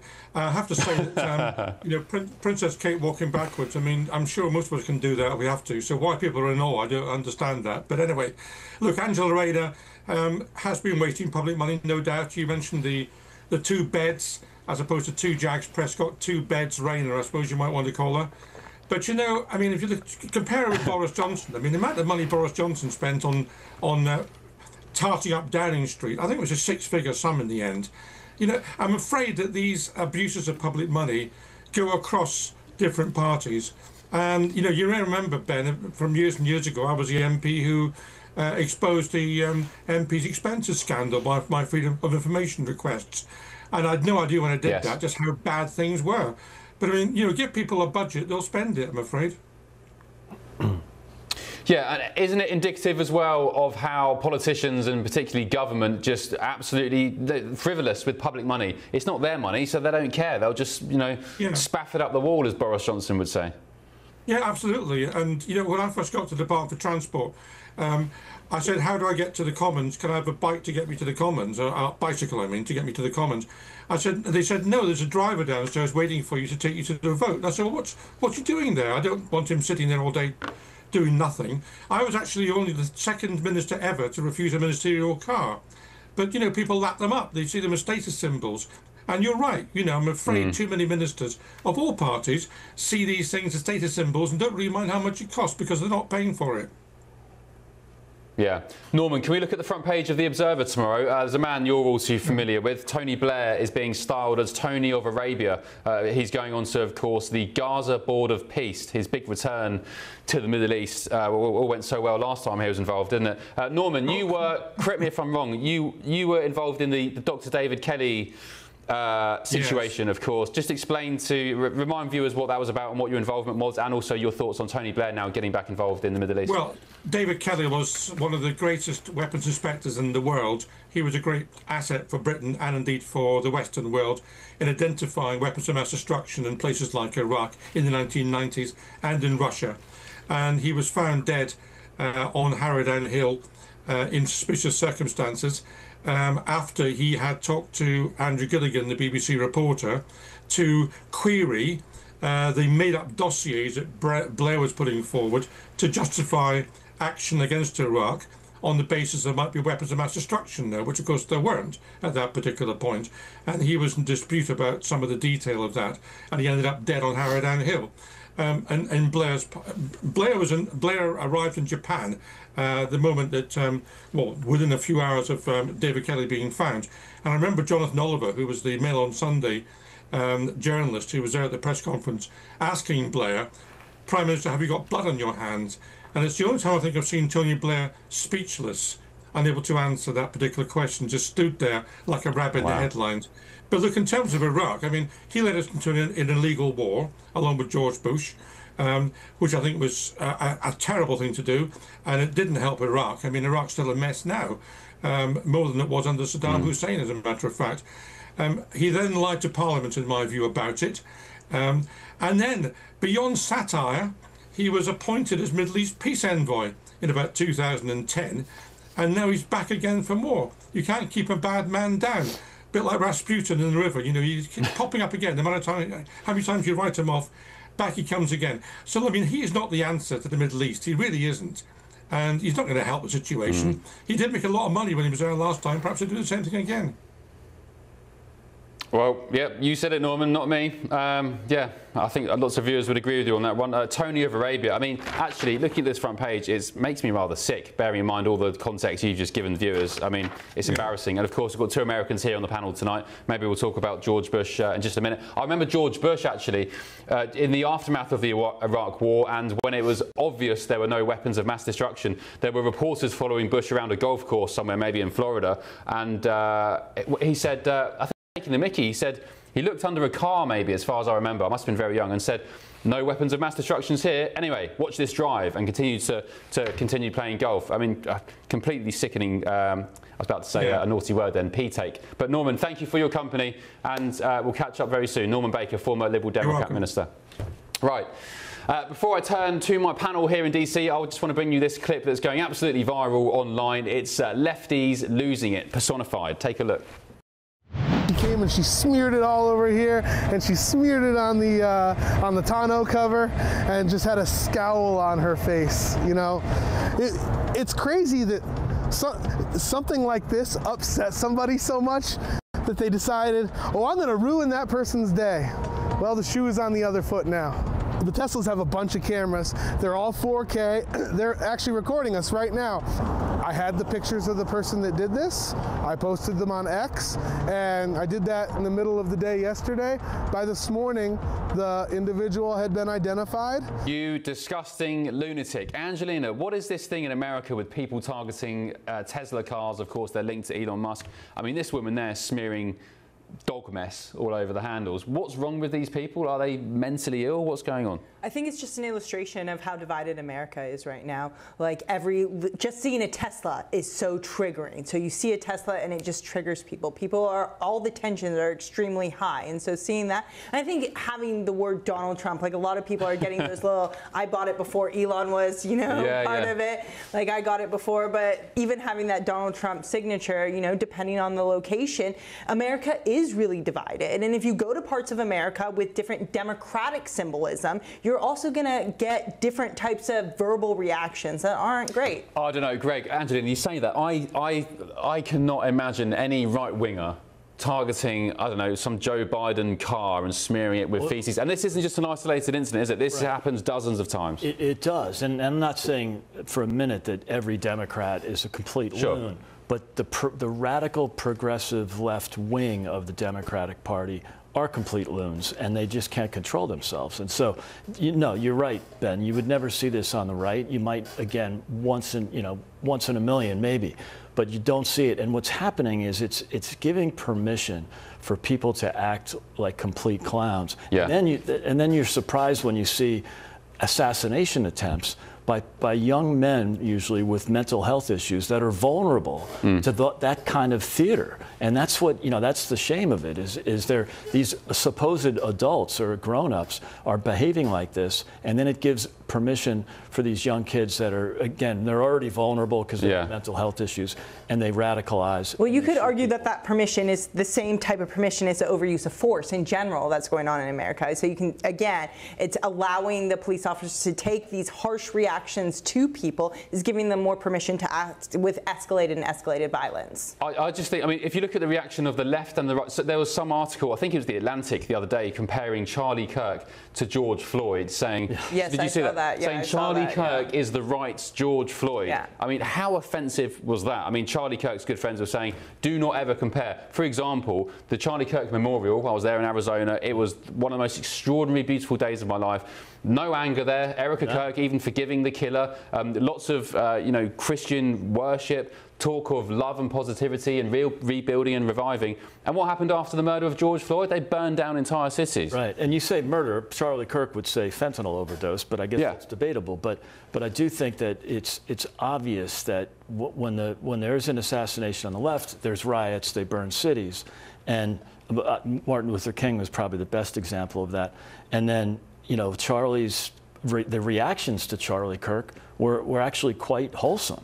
And you didn't see any real overreaction from anybody on the right. It was actually great to see. I experienced it a lot on the right, and just posting about it moderately. So there's definitely a lot of online bullying. You may not see it in the streets, but they're definitely out there. And I think social media and politics is another area of this toxic polarity that we're experiencing in America. That's a great point. The real violence was on social media. That's a really good point. People have gotten, and men especially, have gotten very violent in their comments towards me. So well, would you rather be abused online by some troll or have dog mess smeared over your car door handle? That's a predicament.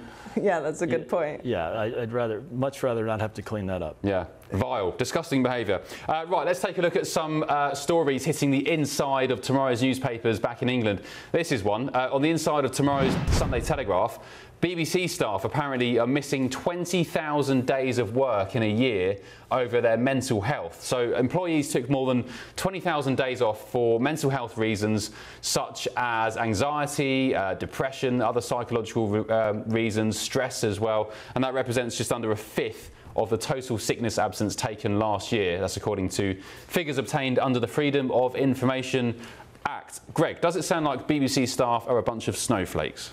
Probably, but I think it's more they're taking advantage of the system, right? So everybody talks about mental health, and I'm sure some of them actually do have mental health issues. I'm not criticizing them, but I do think they're taking advantage. Many of those are taking advantage. But what's mental health? It is, look, whatever you want to call it. I get stressed sometimes. Sure. I sometimes feel a little bit down. Maybe I've not been to the gym in a while. Is that a mental health problem? Yes, you should take a day off. Yeah. No, I mean it's obscene, and I think it kind of points to the generation of snowflakes that are just, how about just get up and go to work? If you don't feel that well, just tough it out.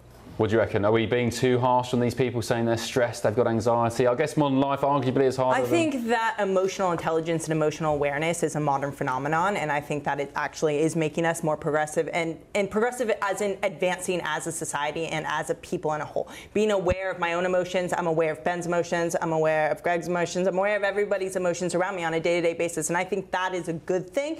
And I think that mental health therapy would be good for everybody to learn these skills, because these are these are concepts my parents don't believe in, but mental health is still a problem. It does affect people, even women who are going through hormonal changes on a day-to-day basis. I'm feeling differently, and to have that understanding and empathy in society, I think would be really helpful. So yeah, I do think it's being a bit too harsh, and I think that I'm a huge advocate for mental health and the fact that we're just not providing enough support for our society in America here. So yeah, all right, interesting. Well, there you go. 20,884 sick days in the BBC last year because of stress, anxiety and mental health.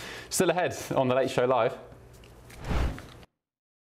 When your prisons are filled with so-called asylum seekers who repaid kindness, and that's what they did, they repaid kindness with crime.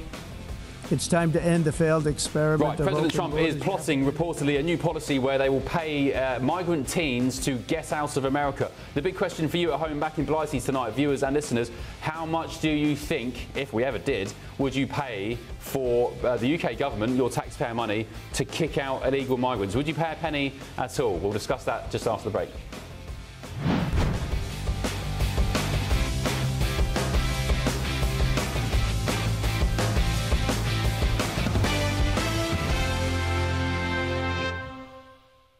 Of course, on The Late Show Live in the second hour, there is no break, mea culpa. So let's give you some information about that story. The Trump administration will reportedly offer migrant teens $2,500, which I reckon off the top of my head is about £1,700, if they agree to voluntarily leave the country. And it's part of the latest push by the US government to encourage self-deportations. The Department of Homeland Security has said that it will provide a one-time resettlement package to unaccompanied alien children who are 14 years of age and older who have decided to voluntarily return to their home country. Well, let's get the take of political commentator Lee Cohen.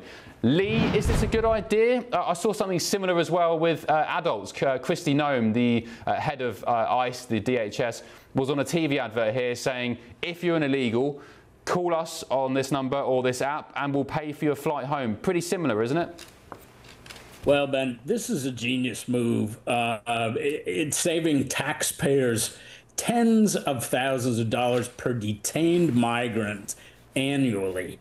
Why fund endless detention? There's a migrant crisis going on both sides of the Atlantic, as you know. Ours was created by Joe Biden throwing open the borders. And let's call it what it is. President Trump is doing what your Labour government in Britain won't. He's putting our country first. The U.S. is offering migrant teens a simple deal. If you come here illegally and you don't qualify to stay, take the money, go home and rebuild. It's not kicking anybody out. It's giving them a choice to return with dignity. And this is compassionate, actually, Ben. Meanwhile, in Britain, you're bending over backwards, shelling out millions a day, yes, millions to house people in hotels who have no right to be there. They broke into your country, and now you're feeding them 3 meals a day and footing the bill for endless appeals. Why are British taxpayers paying for lawbreakers to live in 3-star hotels? This happened to us too when we had the catastrophic leadership of Joe Biden, but with Trump, your leaders in Britain have a blueprint, and the properly motivated ones like Nigel Farage are picking up the ball. Well, the reason we're doing that in the UK, the left would say, yeah, you're right, we're giving them bus passes, 3 meals a day, Wi-Fi and so on. They get spending money on cards as well to spend in town. The reason we're doing that, according to the government, is because we're a very compassionate country, Lee, and these people are fleeing war. I mean, what's wrong with you? Are you just some massive bigot, Lee? Not at all. As I said, I think, Ben, this is compassionate. And Trump understands what Trump is a realist. He understands what many of your politicians on the Labour Party seem terrified to admit. If you reward illegal immigration, you get more of it. It's pretty simple. If you give people a dignified way out with a bit of cash to get back on their feet, back home, then probably they're going to take it. And you know what? That's cheaper than letting them stay in your country or ours for years doing nothing but draining the system. OK, Lee Cohen, thank you very much. Really appreciate it. Political commentator, thanks for your thoughts on that, and we'll catch up soon. Very quickly, Angelina, you've got 20 seconds. What's your take on paying migrants to leave? Good idea? I think, where's that money come from? You know, we're in the middle of a government shutdown, right? And how many, I read before this, Pew Research did an estimate of about 3 million teen migrants in America, right? Yeah. That's what, $75 billion? Again, we're in the middle of a government shutdown. Where's the money coming from? 10 seconds, Greg. It's an investment. I think it's saving money by offering that incentive to leave. It's perfect. OK. Guys, thank you very much for your company tonight. Thank you at home for spending your night with The Late Show Live. Of course, I'm back again tomorrow night from midnight UK time, 7 p.m. Eastern time. And thank you to Greg and Angelina, my panel. I'll see you tomorrow night. Big show coming tomorrow night. Action-packed again, 2 hours. It's going to be a good one. I'll see you then. Have a good Sunday, whatever you're up to. Roast dinners, red wine, I hope. And I'll see you tomorrow night. Sweet dreams. See you tomorrow.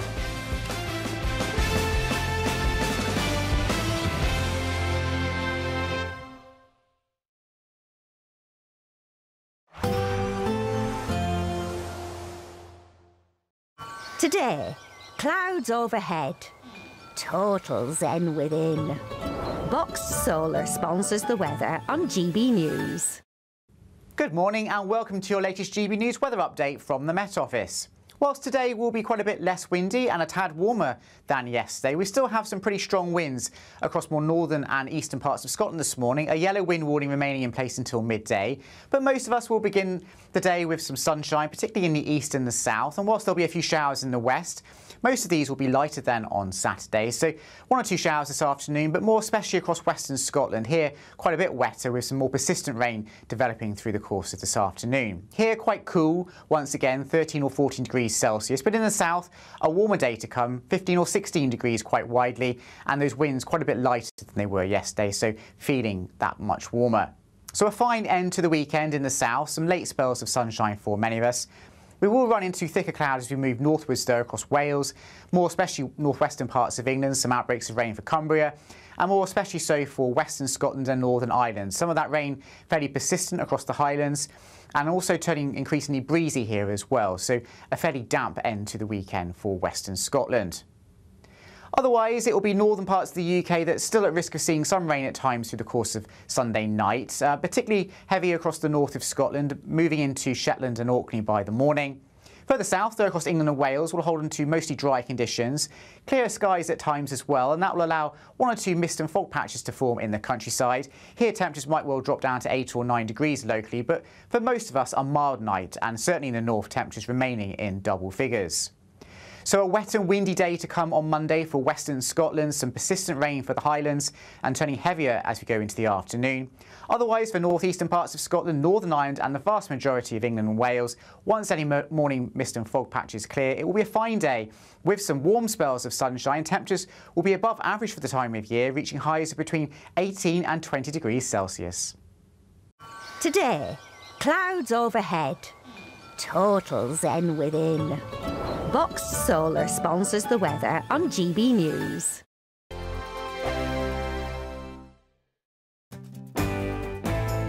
I'm Andrew Pearce. This is GB News, the People's Channel, Britain's news channel.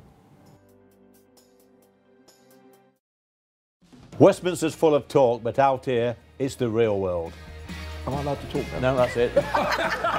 This is where it matters, real people and real lives. That's what politics is all about. In fact, has Trump made a good start? No. Straight answers, no spin, and just a couple of pints. How many fingers have I got up? About 10. So join me for Lee Anderson's Real World every Friday at 7 p.m. only on GB News. The People's Channel, Britain's news channel. At GB News, we love to hear from you, our loyal community. So drop us a line at gbnews.com/yoursay. There you can talk to each other and also to the presenters live on air. gbnews.com/yoursay, because GB News is your channel, Britain's news channel. In the GB Newsroom, we bring you the news as it happens. With our team of dedicated journalists across the UK, we're ready to keep you up to date with what's happening every half an hour, every single day. Bulletins here on GB News, the People's Channel, Britain's news channel. From the school run to the home run, watch a new show for all of Britain. He can say whatever he wants. A straight talking show where all voices are heard. And, you know, when are we going to stop talking about smashing the gangs and actually do it? With the stories that matter from every part of our country. There's a bit of a crash landing there for your Chancellor. Bold, fearless and standing up for you. That's me, Martin Daubney, 3 p.m. till 6 p.m. weekdays here only on GB News. The People's Channel, Britain's news channel. Miriam, you can't be serious. Scrapping the triple lock on state pensions?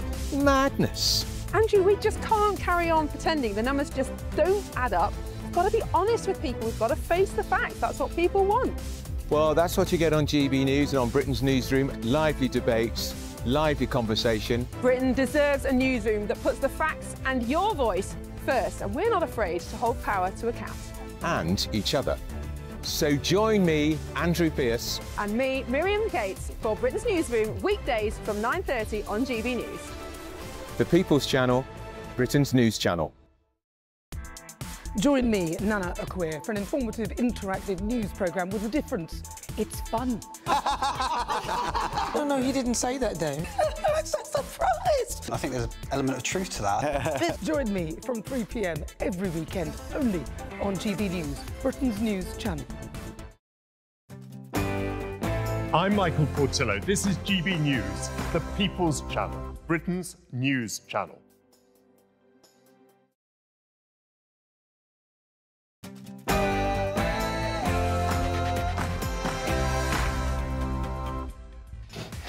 Welcome back to the biggest show on Saturday Night TV, but in extra form. It's the Saturday Night Extra live on GB News, the People's Channel. I'm Will Kingston, delighted to be joined for a third hour with Dr. René Hunderkamp. Coming in off the pine, Cressida Wedden, Trey Lowe and Kai Wilshaw. On our third hour on the show, we're going to be telling you why people are cancelling their Netflix subscriptions en masse. There's also been a fascinating new interview with the Prince of Wales, I think, telling us how he's going to change the monarchy. It's your last chance to get your questions in for Ask the Five. And we're going to find out about this incredible group of lovely puppies. Oh, and yes, you asked for it. Dr. René and I will be getting physical, giving you more health tips. Puppies and Dr. René getting physical. What more could you want at 8 p.m. on a Saturday night? It's Saturday 5 Extra on GB News. Get excited.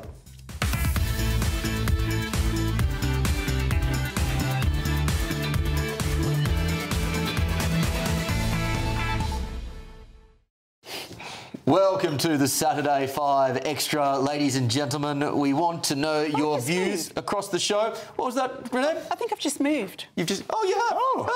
Renee's now in my spot. Power of tech. An interesting little kind of... I was going to say gender reversal there, but I think our genders are still the same. Who knows? You know, you can change more easily by the second these days.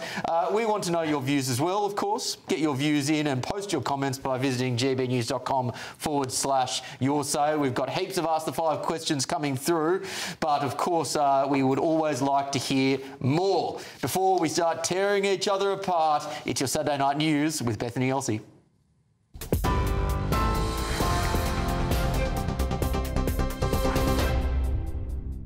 Good evening, I'm Bethany Elsey with your top stories from the GB Newsroom. Donald Trump says Israel has temporarily stopped bombing Gaza to allow the release of hostages, but added that Hamas must move quickly or else all bets are off. Hamas agreed to free all those it's holding after the US president set a deadline to his 20-point peace plan. The White House says envoy Steve Witkoff will travel to Egypt to discuss the release and negotiate some sticking points of the deal, including the group's disarmament.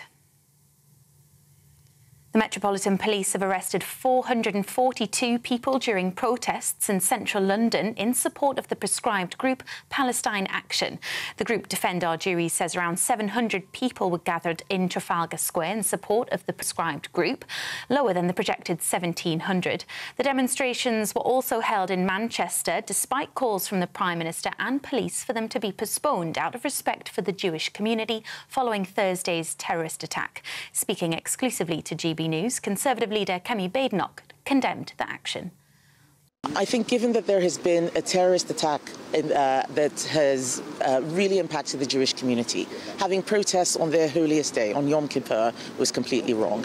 We have a right to protest in this country, but rights come with responsibilities. And right now all we're seeing is people talking about rights but no responsibility. Where is the responsibility to stop intimidation? Where is the responsibility to stop violence? We need to do all that, not just protest in a way that is actually making people unsafe and leaving our country. Greater Manchester Police has been granted more time to question 4 people arrested on suspicion of terrorism offences after the knife and car attack on a synagogue on Thursday. 2 men in their 30s and 2 women aged 46 and 61 can be held in custody for a further 5 days. Another man and woman are also in custody. Officers say the man who carried out the attack was on bail for an alleged rape and that he may have been influenced by extreme Islamist ideology. 35-year-old Jihad al-Shami, a British citizen of Syrian descent, was shot dead by armed officers. And Storm Amy continues to cause widespread disruption across the UK and Ireland, with 42,000 homes still without power. Major parks were closed today for fear of falling trees, and delays have been seen across the rail network and roads. A yellow weather warning for strong winds and heavy rain covers the whole of Britain and will remain in force until later this evening. Those are the latest headlines. Have a very good evening. Take the GB News family with you on any device. As long as you have an internet connection, tune into GB News anywhere on the planet or beyond.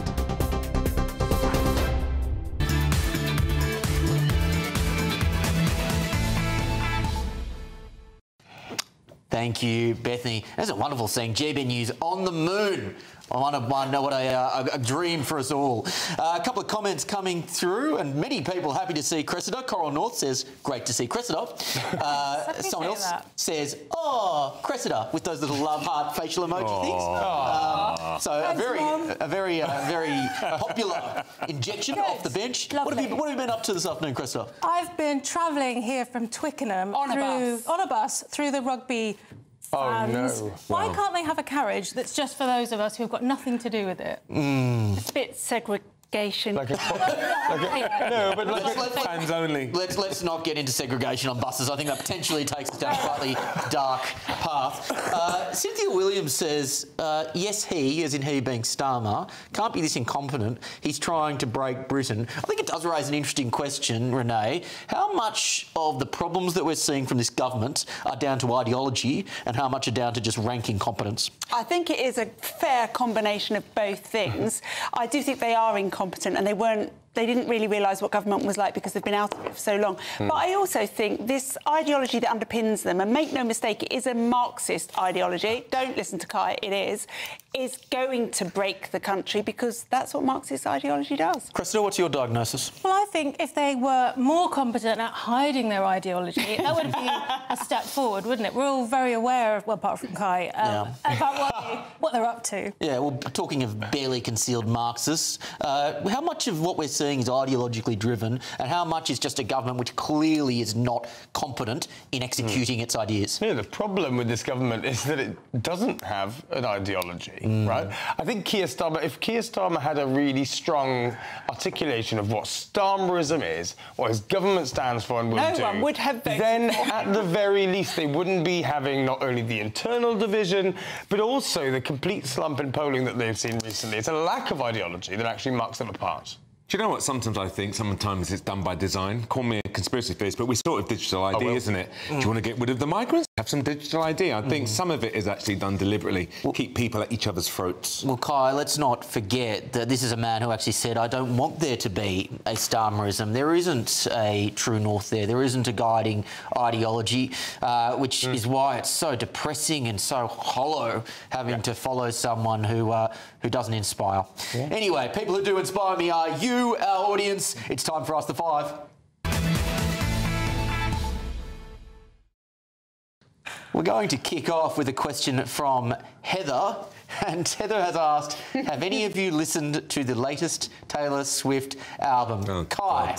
So I went to the Taylor Swift concert in Warsaw last year. You're a Swiftie? Yeah. I like Taylor Swift, but look, over the last few years, her COVID albums, I didn't really follow them. And I'm not a big I love music, but I don't really follow music. And I found those really pretty poor. And I haven't watched the new album, but I gather that it's been widely panned. Well, I did listen to it yesterday with my little one who loves Taylor Swift, and she loves it. It's very mellow. It's not at all like the last one. I think my 7-year-old loved the last one because she was allowed to say a swear word as long as she was singing one of Taylor's lyrics, and she found that very exciting. Can't say it live. It's to do with poo, though. But I liked it. It was very mellow, and I can see that a lot of Taylor Swift fans won't like it, but I liked it so much that I'm taking Alice tomorrow to the cinema to see the Swift party video that explains how she made the album. Cressida, are you a Swiftie? I'm not. It turns out I actually do know some of her songs, but I didn't realise that until I was told they were Taylor Swift songs. That's really interesting that it's been panned, because we're kind of in the MAGA phase now, aren't we? And we know that she's not best friends with Donald Trump. Yeah. I wonder if there's just kind of a bit of a political backlash against her. Do you know what? I think I'm the only musician here on this panel. I actually don't understand what people see in Taylor Swift. Is it just me? Am I not cool? Am I too old? Or the only song of hers I like is "Shake It Off." Can I say one song? I don't even know the rest of her music. This is the thing. I don't know her music. When I was at her concert, one thing I recognised, knowing that I didn't like certain albums, is that she now is one of those artists that spans a lot of generations of people who each identify with different albums, and I think this is just a case of maybe it's just not for us. Yeah. I must admit, she did this duet with Bon Iver, which got me through a breakup. It was a really good song. And for those interested, Will is still single and looking. Nice to bring back those memories live on national television. I didn't know we had a soft side. Yeah. No, I'm a human onion. There's layers there, Cressida. Let's move to the next question. Sylvia has asked, we loved Renee's CPR demonstration last week on Kai, and that was right. It was a fantastic television, wasn't it? I missed it. And I think this may be a leading question. Renee, I'm going to ask you, what do you do if someone is choking? And could I please get a visual demonstration? Oh, so Kai. Well, thank you very much to Sylvia. The producers are very, very convincing, aren't they? This is a Heimlich manoeuvre. This is why I got into TV. This is fantastic. Renee, take it away. OK, so if somebody is choking, the first thing you want to do is you want to get them to bend over slightly and give a good cough. And if they've got anything obvious in their mouth, make them cough. Yeah, make them cough. Anything in their mouth, you just get them to take it out. Anything obvious, like if you've got a great tennis ball in your mouth, take it out. OK. OK, but if you're still are you still choking? Yes. OK, so what we want Kai to... How am I meant to answer if I'm choking? Turn around. Just stop being cheeky. We want Kai to bend over, and what you want to do with the heel of your hand, guys, like this, you want to do 5 what we call back slabs in between. How hard should I do this, guys? Very hard. Go on. Very hard. Quite hard. Cause some bruising. 5 of those. And if Kai is still choking, what we then need to do is you need to put your arms around him, link your hands together, bend over slightly, Kai, and then you want to push up. Sure. That's all. I'm not choking anymore. And that's called the Heimlich manoeuvre. Well, for the second week on the trot, Dr. Olay has saved my life. Of course, she did it for World Heart Day last week, or it was on Monday just gone, and now we know that. What you do is you alternate those 5 back slabs between the shoulder blades with 5 of those Heimlich manoeuvres and just keep going. And if it's not working, obviously someone should be calling 999. So it's 5 and then back. Oh, I didn't know that. 5 and 5. Well, that was both informative and highly entertaining. Thank you. I haven't bent over on Saturday night for a long time. Oh, God. What time is it?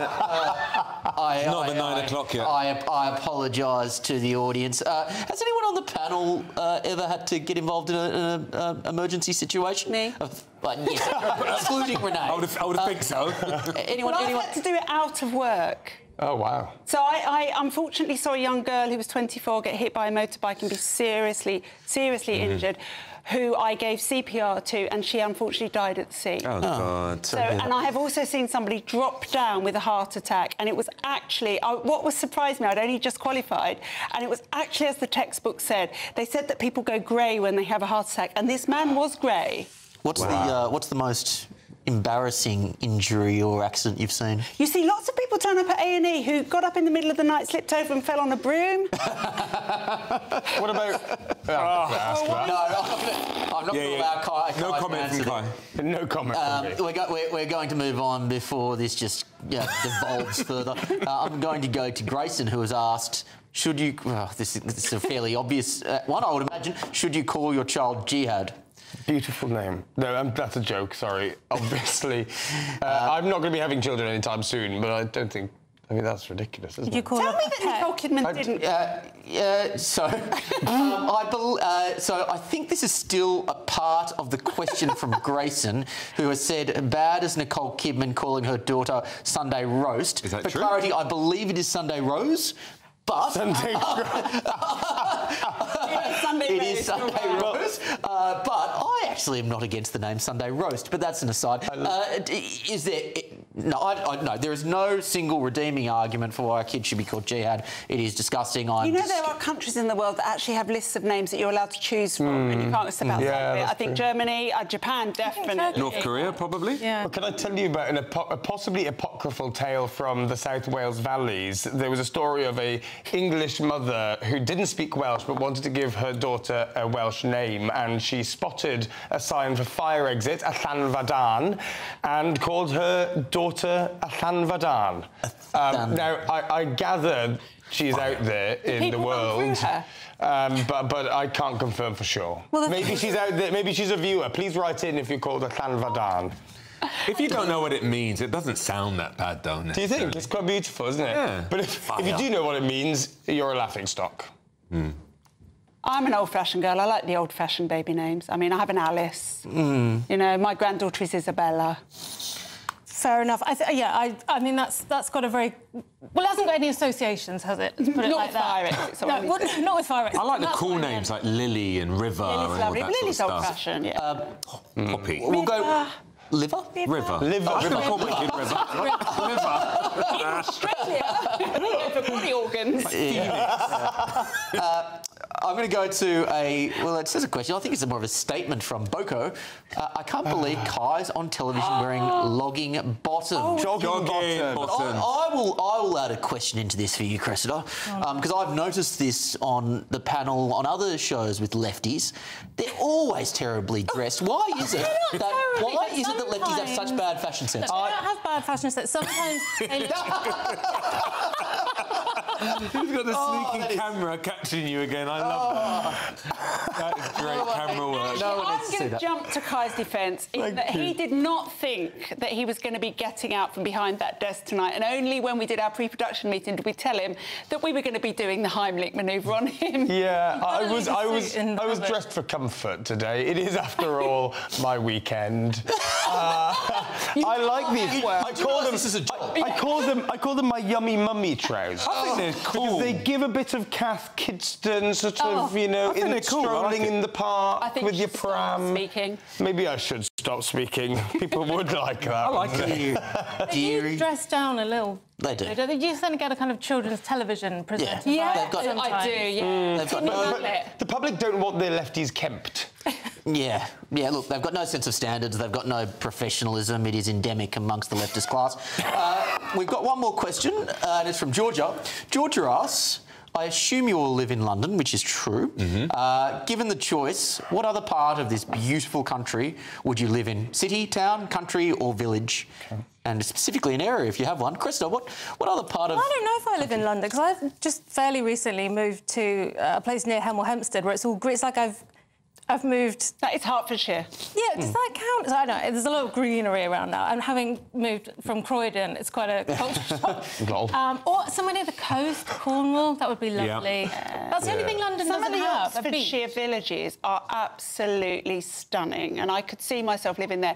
Although I have to say that I think in terms of London, I've picked probably the greenest part of London. I live up in Hampstead. I'm surrounded by Hampstead Heath. It's very nice. Green.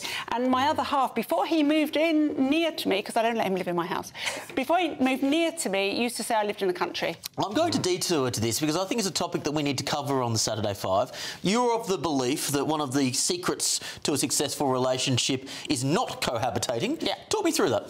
So my partner and I live about 100 yards from each other. We have a child. Yep. We move between tonight I'll stay at his, next week he might stay at mine. A lot of nights I stay alone. I like it that way. And your mum is just down the road as well, no? Corner. And so if you know, if it's at 11 o'clock at night and you're, you know, a bit frisky, do you just kind of, you know, secretly little kind of jaunt down the road? Could do, but I'm quite old, Will. Well, you don't look at Renee. Trey, if you weren't to live in Where would I live? Where would you live? Cotswold, I quite like that. Yeah. I think it's lovely, yeah. Go up there quite a bit to can't say the name of it, but a private members club. Very trendy at the moment. Cotswold's very trendy. I think it's quite a cool neighbourhood. Yeah, well, I love about Soho House. Oh, God, I thought you were not allowed to mention that on TV. You just said Soho Farmhouse. I personally love Bath. I would love to live in Bath. Do you know how, Renee, you could get to all of these wonderful destinations? Do you know what? I might resign so that I can enter this competition. Exactly right. You can get there in a four-berth motorhome. There's still plenty of time to get your entry into what I have deigned to be the greatest giveaway in the history of UK television. $30,000 in pounds, I should say, in tax-free cash, and a brand new four-berth motorhome. The pound, for a moment at least, is still more valuable than the dollar, which is why we've gone for it. Here's all the details you'll need to get that wonderful motorhome and £30,000 in cold, hard cash. This is your chance to win a motorhome and cash in our biggest giveaway to date. Courtesy of Marquis Leisure, you could be the proud owner of this 2025 Benimar Primero. It comfortably accommodates 4 people, comes with integrated bathroom and kitchen areas, has plenty of storage and can be driven on your standard driving licence. Plus, you'll also bank an incredible £30,000 in tax-free cash to spend on anything you like, taking the total prize value of this great British giveaway over a whopping £104,000. Make sure you don't miss out. For another chance to win, text WIN to 63225. One entry costs £2.50 plus one standard network rate message. Or text BONUS to 63225. 5 entries cost £5 plus one standard network rate message. Go to gbnews.com/win. Entries start at £2.50. Call 0903 686 3232. Calls cost £2.50 plus your network access charge. Or post your name and number to GB16 PO Box 8690 Derby DE1 9TT. UK only. Entrance must be 18 or over. Blinds close at 4 p.m. on the 31st of October. The winner will be contacted live on GB News week commencing 10th November. Please check the closing time if listening or watching on demand. Good luck. Vote early, vote often, as they used to say in Boston. Steve Anderson's just come back and said, Kai's joggers really cheered me up. Anyone feeling bad about themselves should take a look at them for an instant lift. I'm not quite sure how to interpret that. Up next, Harry accuses insiders of sabotaging a reunion with King Charles, because of course he did. But is a royal comeback underway? You're going to find out after the break on Saturday 5 on the People's Channel, GB News.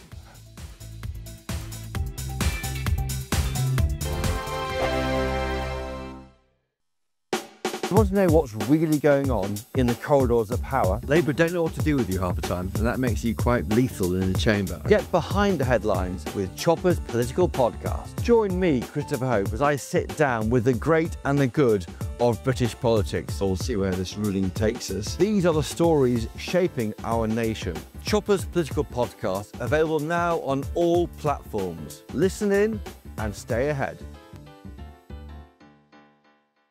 At GB News, we love to hear from you, our loyal community. So drop us a line at gbnews.com/yoursay. There you can talk to each other and also to the presenters live on air. gbnews.com/yoursay, because GB News is your channel, Britain's news channel. Mornings don't have to be tiresome, especially if you have the right company. Wake up to news as it happens, opinion and debate, and of course, a little bit of entertainment too. Because when the kettle's on, we're on. That's Breakfast on GB News, a show worth waking up for. Every morning from 6 a.m. Only on the People's Channel, Britain's news channel. We'll spread the news, you spread the word. From the school run to the home run, watch a new show for all of Britain. So he can say whatever he wants. A straight-talking show where all voices are heard. And, you know, when are we going to stop talking about smashing the gangs and actually do it? With the stories that matter from every part of our country. There's a bit of a crash landing there for your Chancellor. Bold, fearless and standing up for you. That's me, Martin Daubney, 3 p.m. till 6 p.m, weekdays, here only on GB News. The People's Channel, Britain's news channel.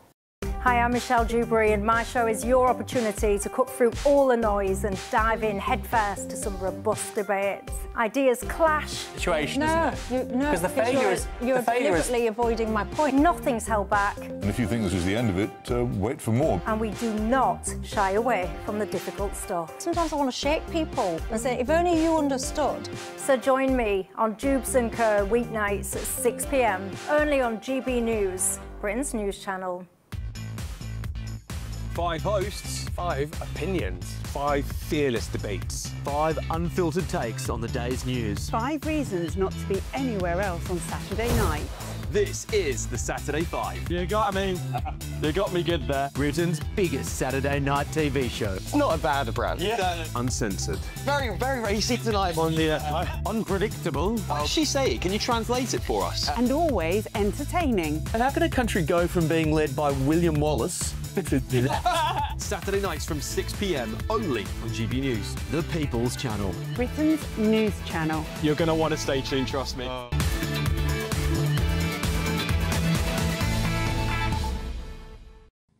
Welcome back to the Saturday 5 Extra. I can see the ratings in the corner of my eye on a chart over there. They are stratospheric. This really is the People's Show on the People's Channel. And to that point, we want to hear from you. Get your comments in, gbnews.com/yoursay. Former sand dancer Reform UK on Your Say has said, the nursing homes will be quiet tonight if the police keep all those pro-Palestine protesters in custody. It raises an interesting point, Cressida. What is it with this group of geriatrics that always seem to pop up at these lefty rallies? Surely some of it, I mean, some of it's because they've been involved with Greenpeace or whatever these causes are for years, and maybe they're really into it. But the other thing is, if your pension's coming in regardless of whether you're in the police cell for the night, so you don't have the same risk, do you, as a 30-year-old self-employed builder or something? Guy, do you think you'll still be manning the barricades at 80? I've always wanted to get arrested for something chic, you know, like Jane Fonda. Jane Fonda's been arrested multiple times for environmental protesting, and she was also cut her teeth in Vietnam protests back in the day. So maybe. I think the important thing to say here is, I mean, my sister, who was a feminist that you would not want to tackle, was arrested many times for chaining herself to the railings outside Stringfellows and various things. But this is a different arrest. These people are being arrested under terrorism laws. They do not realise that they're not going to go on holiday again to America. They're not going to go to Australia. They are wrecking their lives. A feminist you would not like to tackle. This has to be one of my new favourite lines. Can I read a comment? You can, Renee. Go on. I'm unsure how tasers work, so next week could Dr Rennie demonstrate a taser on Pi? I think that's from Michael. That's a fantastic idea, Michael, friend of the show. We will get producers working on that right away. But Before that, fresh twists in the royal drama. Senior government figures are reportedly backing a push to bring Harry and Meghan back into the royal fold. Joy. Richard Eden, who last week revealed an alleged establishment plot against William and Kate, now says there's a surprising new angle. Prince Harry has publicly accused unnamed sources of trying to sabotage his hopes of reconciliation with King Charles. While no evidence confirms a plot, Eden warns that the Sussexes' relentless PR campaign and the involvement of key figures, including the King and senior officials, could complicate any return. To discuss this, I am delighted to welcome royal commentator Richard Palmer. Richard, welcome to the Saturday 5. Tell us about this plot. Well, I'm not convinced that there is a plot in that sense. I have to say, I think Harry and Meghan would like to come back to Britain every now and again. Certainly Harry would. Meghan perhaps not so keen. And they'd like to repair the damage with their family. But I'm not seeing any sign of them wanting to be working members of the royal family again, representing the king. I'm not really sure where this is coming from.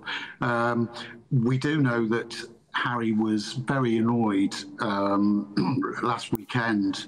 Some of the briefing that had been taking place really sort of dissing him, and he was talking about the men in grey suits trying to sabotage his efforts to reconcile with his family. The men in grey suits don't appear to be very happy about that, and saying it's not, we're not doing that.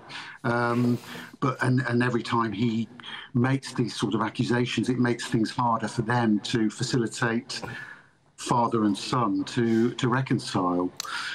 Here's what I don't fully understand. Whenever these stories pop up, it doesn't feel to me like Harry fully comprehends the damage that he has done to the relationship with his family through the communication of private stories through his book and other channels. Am I misreading that? Is there a disconnect there with Harry where he doesn't fully seem to comprehend just how much damage he has done? I think that's probably a fair comment. I think there is a bit of a disconnect. He doesn't. He does. I mean, he does get the fact that his family don't want to speak to him at the moment, and he would like that to change. But he doesn't seem to regret. I think he regrets a few things he's said and done, but he felt like he had to say some of those things about his family that have really upset them, and have made it quite difficult for them to repair, mend fences. I mean, I was going to say, William. Certainly at the moment, William still seems pretty reluctant to start speaking again to his brother. Yeah, I mean, Richard, I think does this not feed into the point? Because Harry has done all of these things in the past, and if he really wants to reconcile now, I would say he would just be quiet, carry on negotiating with his father and brother, etc., behind the scenes. But what does he do? He comes over. There's a very public meeting with his father that we all know about, and then he goes and gives an interview to The Guardian. So he isn't learning retrospectively or going forward. Yes, I mean, I think he was quite careful what he said in that interview, but I think it did ruffle a few feathers. He did ruffle a few feathers again, and I think he might well have been well advised to have avoided talking about meeting his father at all. Yeah. He was really speaking mainly about going to Ukraine and the work he was doing there. But yeah, I think you're right. I think it did ruffle some feathers there. Richard, forgive my ignorance. I don't really understand. Why do these senior government figures want them back? I mean, it's not like they haven't got lots to be getting on with at the moment. What benefit is there to the UK? Well, I'm not convinced that the government does want them back. I mean, I suppose you could say that the government, has seen how the royal family can help in diplomacy with Donald Trump, for example, and they are a bit short now of working royals, and that number is likely to diminish further. And again, when William becomes king eventually, we'll probably be down to 5 or 6 working royals. And had the events of 5 years ago not happened, certainly Harry and Meghan would have been central to the future of the monarchy. But I honestly think that ship has sailed. I don't, they could do with a few more members of the royal family, high-profile members of the royal family, travelling abroad, representing the Foreign Office's interests. But I don't really see a comeback for Harry and Meghan on the horizon. I think the best they can hope for, and this does seem to be their desire, is to be able to come back, see the family, let the king see his grandchildren every now and again, and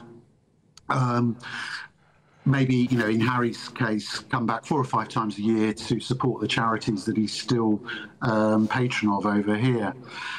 That, I think, is the extent of it. But clearly, Richard Eden on the Daily Mail takes a different view. I'd love to hear more from him on why he thinks that's not the case. Just very quickly, where's public opinion on all of this? Surely the British people actually have a strong view one way or the other? Well, the polls seem to show that Harry and Meghan have got a lot of work to do to regain the popularity that they once enjoyed. And I think we are seeing them, Harry particularly, engaging much more with the British media, trying to get that word, his views over to the British public. And I think that will continue, but there's a long, long way to go at the moment. They're more popular than Prince Andrew, but that's not saying a lot. Richard, we haven't had a royal conversation on the Saturday 5 in a while, so I want to finish by taking a step back. How would you assess the health of the royal family as it stands in 2025?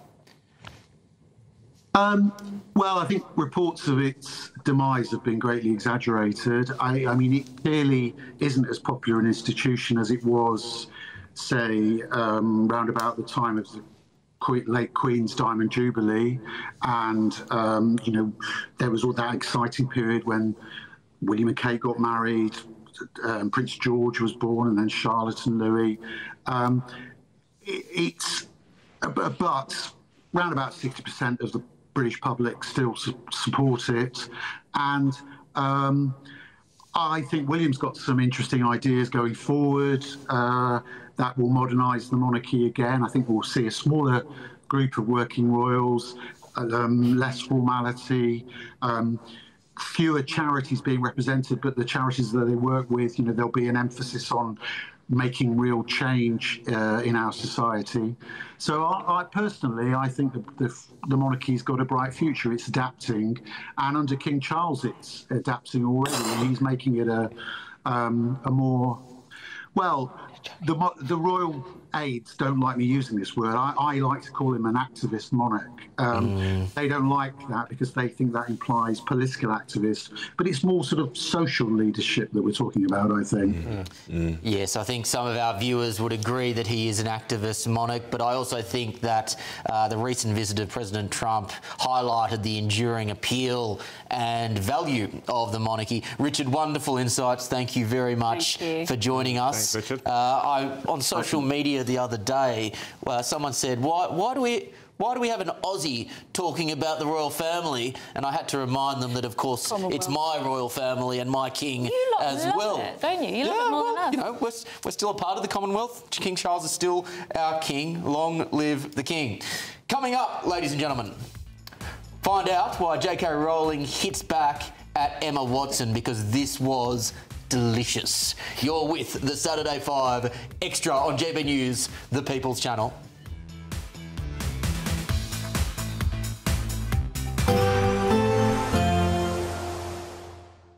Can't wait to get in that sea. Lovely and warm. Just like the feeling of having great travel insurance. All Clear Travel Insurance sponsors GB News Travel Destinations Forecast. Some very heavy rain across Croatia this weekend and some more heavy downpours likely in southern Italy as well. Generally fine with sunny spells, a bit of a breeze blowing across the Canaries. Sunshine too for the Algarve. Small chance of a shower if you're heading to Barcelona. Certainly some heavy showers over southern Italy, and there's bright colours there suggesting some very heavy rain for Croatia. That should be clearing away as we head into the new working week. So Dubrovnik turning sunnier again for Tuesday. Goodbye. All Clear Travel Insurance sponsors GB News Travel Destinations Forecast.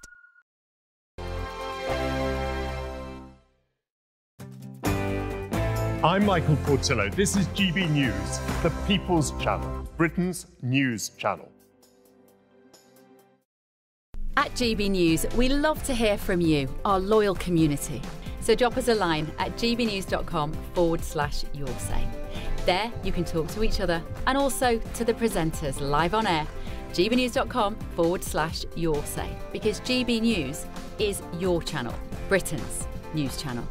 Westminster, the ultimate clique. And you're fighting like rats in a sack. But here on the Camilla Tominey Show, we ask the questions the establishment media is too scared to ask. OK, let me ask you a straight question, because I know you're a straight-talking politician. Whether it's net zero, illegal immigration or law and order, nothing is off limits. You had the power then.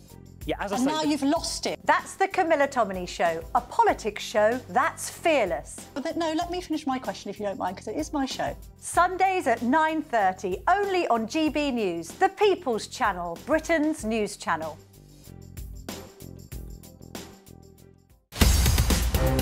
In the GB Newsroom, we bring you the news as it happens. With our team of dedicated journalists across the UK, we're ready to keep you up to date with what's happening every half an hour, every single day.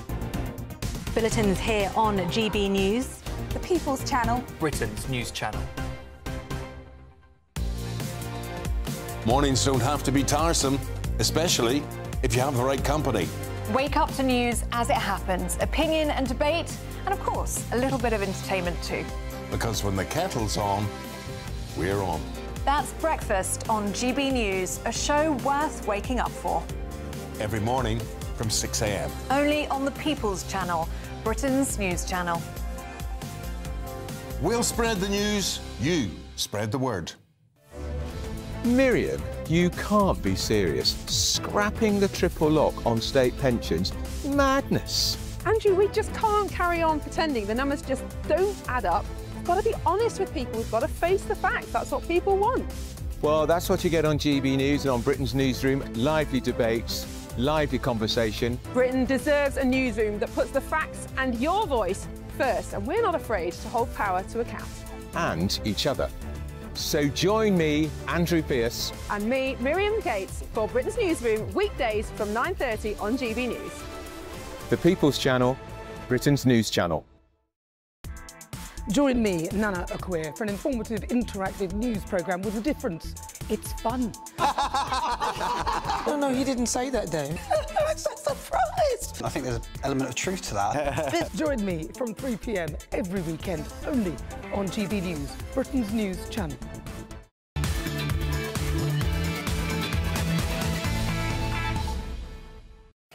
Welcome back to the Saturday 5 Extra on the People's Channel, GB News. The comments are coming in thick and fast. Michelle says, Harry and Meghan a royal return? ? FFS, is Starmer deliberately trying to pee us off now? No way, we don't want them back. Here, Michelle. Former Sandancer once again, he's been in good form tonight. Harry sees only his side of the argument. He is the victim. Has he got middle child syndrome? Not technically, but... He's got heir to the heir syndrome. Yeah, there's that. Anyone a middle child on the panel? No. No. I'm one of two. I'm the baby. I'm the eldest. Those poor younger siblings. Oh, well, I'm seeing them later. They'll be thrilled to have your sympathy, Will. Let's move on. It's now time for High Five, where we discuss our favourite uplifting moments from the last week. I'll kick us off, and this was a lovely little story. The Cats Protection charity runs a Cat of the Year awards every year. Thousands of feline competitors sign up, perhaps not directly, but their owners certainly do. And there is your winner, ladies and gentlemen, the cat of the year for the United Kingdom, Fizz, as he is affectionately known as the assistant director at a local theatre company and I'm going to tee up Kai here. Llandrindod Wells in Powys in Wales. That's right. That's exactly right. Well pronounced. He's got 2,300 online followers, snapping him out wandering. He's halted the British Bowling Championships. He's crashed weddings. He's got a ton of personality. Well done, Fizz. And what a wonderful little awards. Well done to the charity Cats Protection. You know, cats used to be worshipped as gods, and they've never forgotten it. So true. Are you saying that cats have some sort of, God syndrome? Yeah, absolutely. They do a little bit. They have a chip on their shoulder. They do. It's funny, I grew up in a culture where cats were absolutely feared and hated. Oh, really? And I now have 2 of them, and I cannot imagine life without them. Me too. I cannot imagine. I'm being told we're short of time. Renee, what have you got for high five? OK, so, J.K. Rowling has been vilified by those little upstarts that she made into multi-millionaires in Harry Potter. Emma Watson, up there with them, who has basically called her a witch on stage, all sorts of things, but always done it in a way that looks quite kind. And this week, JK had had enough of Emma because she went online and she said that actually she viewed JK like a mother, really. And you can say bad things, but, you never lose that motherly feeling. Well, JK wrote a beautiful tweet, but the line that I'm going to take out of it that will stay with me is that Emma has so little experience of real life that she's ignorant of how ignorant she is. I would add, I recall in that wonderful little spiel, she also said, I was living in poverty whilst I was writing the book that made Emma famous. Really highlights how much these ingrates just, are so off the reservation. She did. Are you rushing on? No?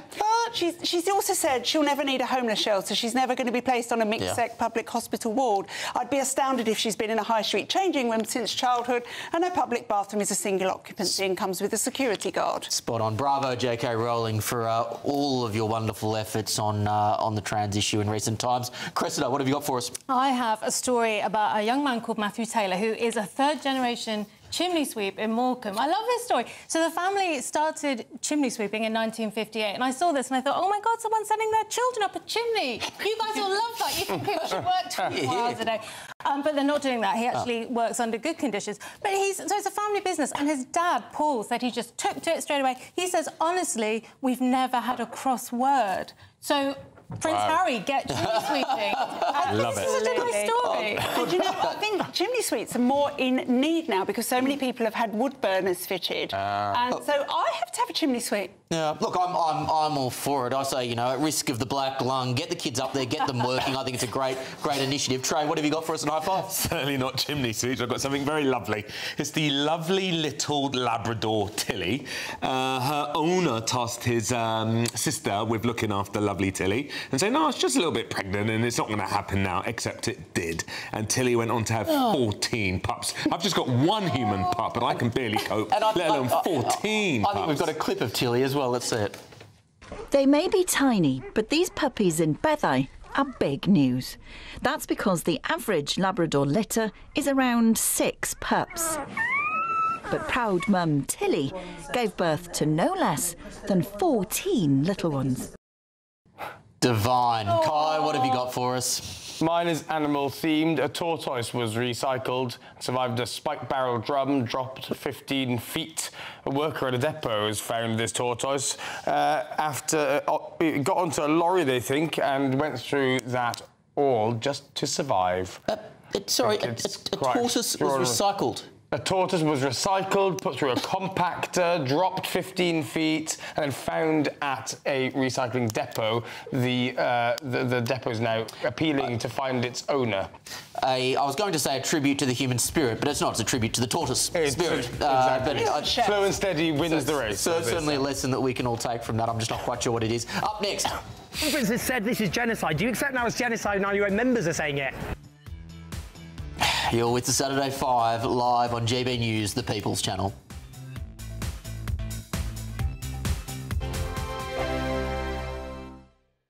Hi, I'm Michelle Dewberry, and my show is your opportunity to cut through all the noise and dive in headfirst to some robust debates. Ideas clash. Situation, isn't it? No, because the failure is you're deliberately avoiding my point. Nothing's held back. And if you think this is the end of it, wait for more. And we do not shy away from the difficult stuff. Sometimes I want to shake people and say, if only you understood. So join me on Jubes and Kerr weeknights at 6 p.m, only on GB News, Britain's news channel.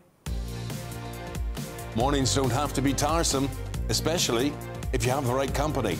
Wake up to news as it happens, opinion and debate, and of course, a little bit of entertainment too. Because when the kettle's on, we're on. That's Breakfast on GB News, a show worth waking up for.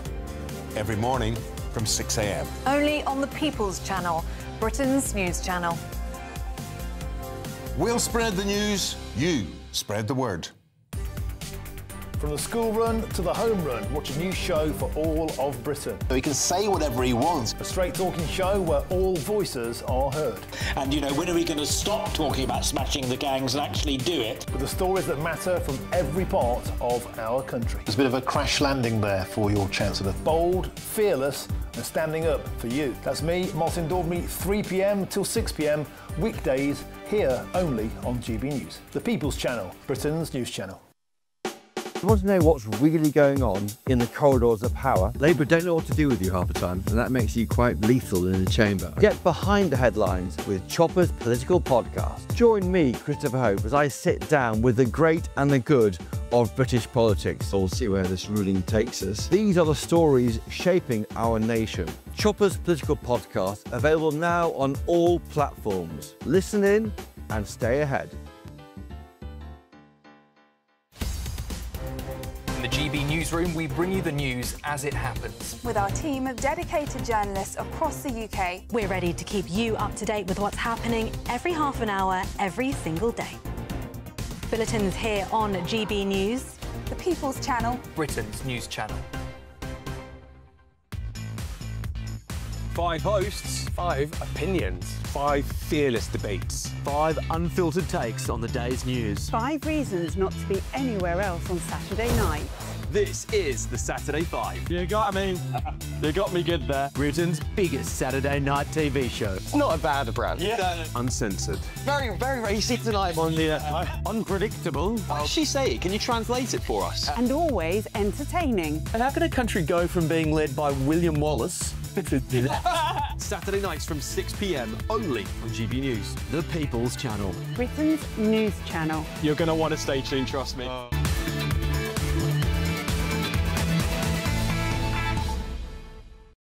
Welcome back to the Saturday 5 Extra, the People's Show on the People's Channel. Let's get cracking. Cressida, what have you got for us with a trigger tantrum? Well, my trigger tantrum, I don't know if it's a tantrum, but it's actually Elon Musk, who's obviously not a lefty, he's a righty. And he's calling for people to cancel their Netflix memberships because he thinks it's all gone far too woke. And obviously he's got like, skin in the game, right? He feels he lost his son to trans ideology. I think we've got a clip of some of the shows that he's complaining about. When you're trying to decide, think about all the things you like to do. Just be you. Just be me. My name is Thomas. I stand up for my pronouns. I'm the first. Look, part of me does worry about cancel culture now hitting the right, but another part of me goes that these woke corporations